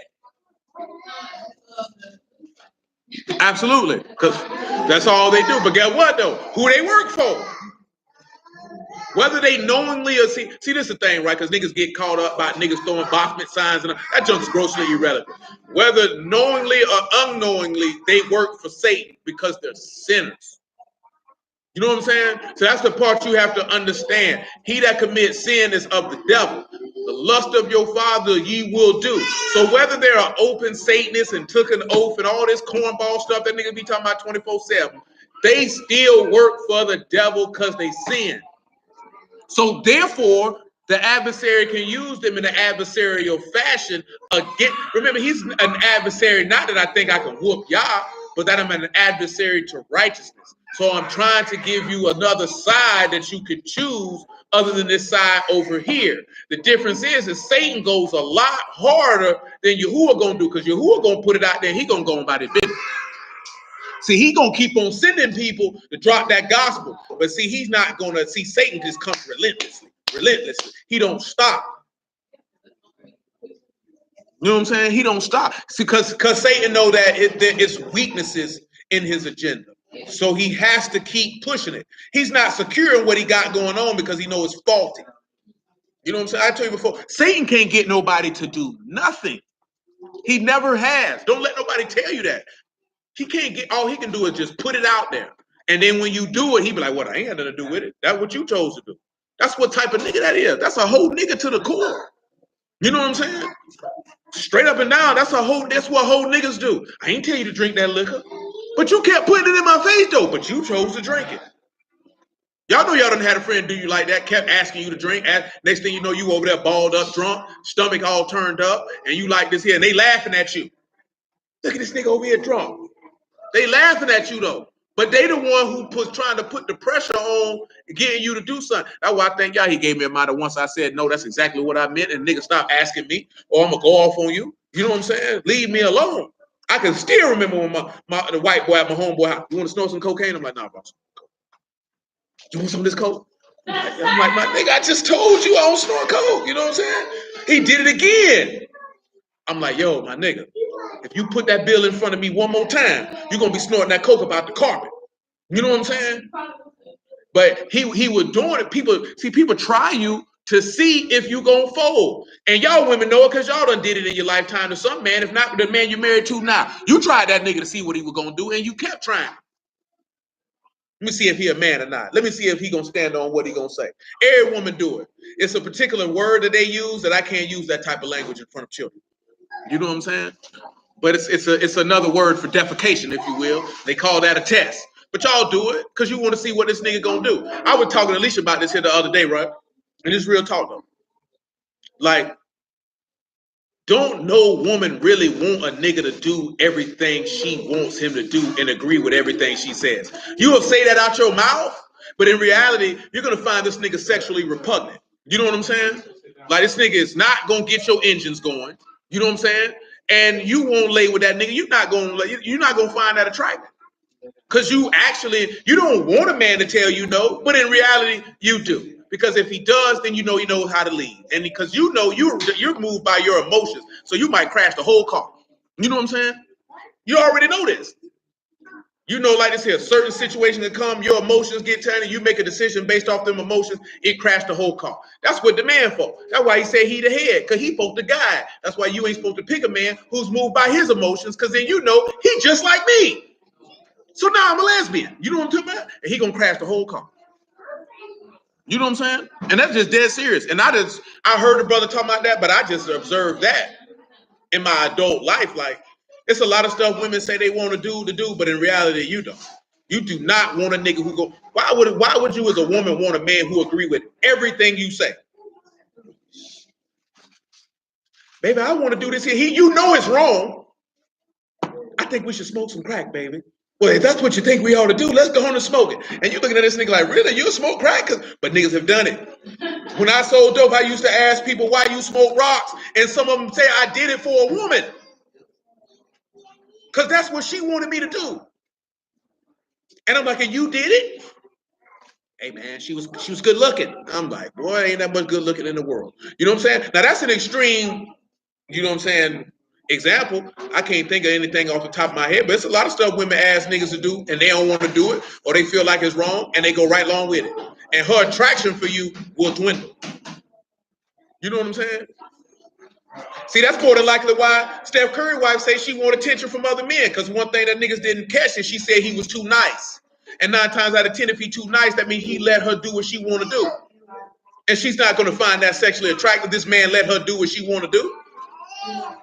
You go along with everything I say. You want tacos, she want burgers. You like this here. You said you want a taco. Well, I want burgers. And you like to say, well, burgers it is. That woman don't want to fool with you. Because she heard you say that's what you wanted, and you let her punk you into getting these hamburgers. She didn't even want the burgers. She just wanted to see, was you going to stand up for yourself and say, nigga, I said we getting tacos, and that's what we get. You know what I'm saying? But that's if you're a feminine woman. If you're a masculine woman, then it's going to be a little different. You're going to be like I said, nigga, we getting them burgers. That's what I said. I get on in there, crank that car up, nigga, and be downstairs waiting on me.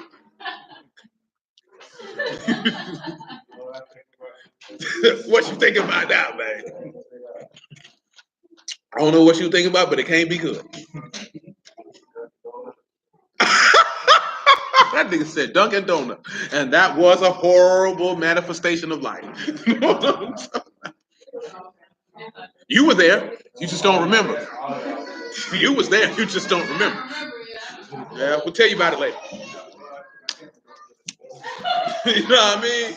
But I'm just sitting back, because the reason why I say this here, you think Yahuwah let his wife dictate what he gonna do?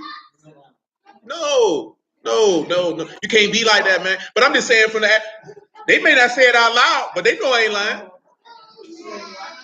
Boy, a woman wants you to be a man. And the man knows that at times you have to stand up for yourself and be a man. Because why would I submit myself to a man that's going to do whatever I want so he can keep rubbing on my butt?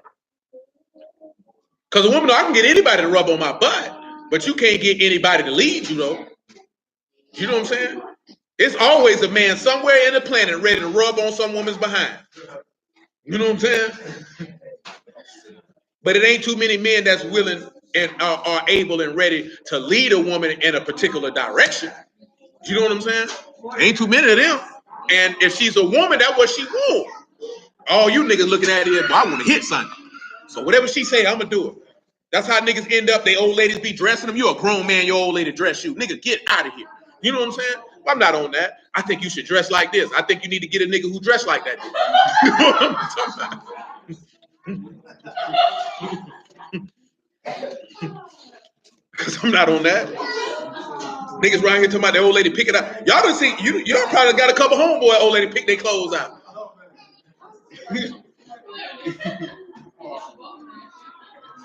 Which old lady, she pick your clothes? Muffin buy your clothes?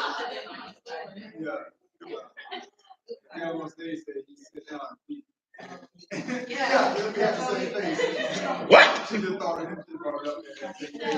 would you stand up? Like, why just relax? You're standing all day. That nigga gay.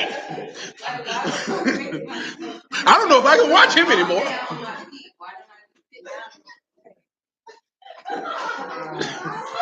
Whoa.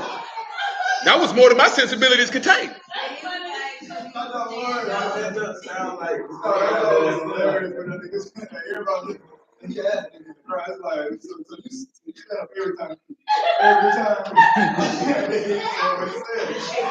Every time, nigga. Every time. It's a good bit. He worked it now. That don't mean he necessarily do it, but that's a good bit, though. That's a good bit. I mean, that is complete. As a man, that's completely unmasculine. You know what I'm saying? As a man, guess what? Y'all can say, "Oh, that's not a big deal," until you walk in the bathroom and catch your nigga sitting down pissing. You know what I'm talking about? Then you like this here. I need another man. Nigga say you ain't doo-doo. Nigga say you got up. Nigga say he was sitting down. So you ain't wiping your butt? Oh, I just peed. You like this here. What do you do when your man is untrue? You kick that nigga out of you. I need another man. That's what you gonna do. Y'all know I ain't lying. You know full well if y'all walked in that bathroom and caught that nigga sitting on that toilet, you getting divorced tomorrow and say, Lord, forgive me. I have to. We can't reconcile. Yeah, you say that. Then you catch this big rusty nigga sitting on the toilet pissing.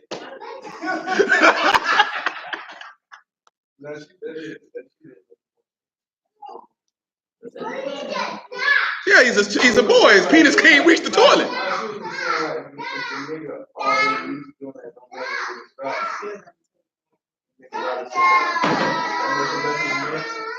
He's definitely, that means that there wasn't a man to teach him that, son, that is not what you do. Absolutely. That means your mama done messed around and emasculated you, and your daddy wasn't there to raise you right. Because you definitely, yeah, of course you know the little boy sit on the pot to pee, because he can't stand up and reach the toilet. But guess what, though? In times past, there was no toilet. So guess what they would have did? Stood him up and let him pee. You know what I'm talking about? There wasn't no toilet. So you would have stood him up and you ain't had no diaper. So you know what I'm talking about? You would have had a whole bunch of stuff going on. But one thing for certain, two things for sure. I'm letting it be known now. Let me find out one of you niggas sit down and pee. We are no longer friends. Hey, the only way it's permissible that you done sat down and urinated, you better have been taking a dump and it came out at the same time. Outside of that, I don't know what you do when somebody ain't watching. I don't know what you do. Hey, we're gonna wrap this up, man. Praise be to y'all name of y'all show. We'll keep this thing rolling on next week, man. And probably Most High willing start working and understanding and do that thing for Proverbs, man. Take our time, try to block it like 2 chapters at a time, so that we can run through that, line it up. I bless everybody out the house. Y'all name of Yahushua. I appreciate y'all. But just understanding how wisdom is so much stronger than any weapon of war. And that through wisdom you can conquer all things. Because remember what he told you, wisdom is far above rubies, and nothing you can desire can be compared to it. It's better than strength, and it's better than anything you can attain to, because wisdom in reality is the mind of Elohim. You know what I'm saying? So with that being said, Yahuwah willing, till the next time. Y'all gentlemen ready to roll? Y'all got y'all stuff prepared? Who actually did that there?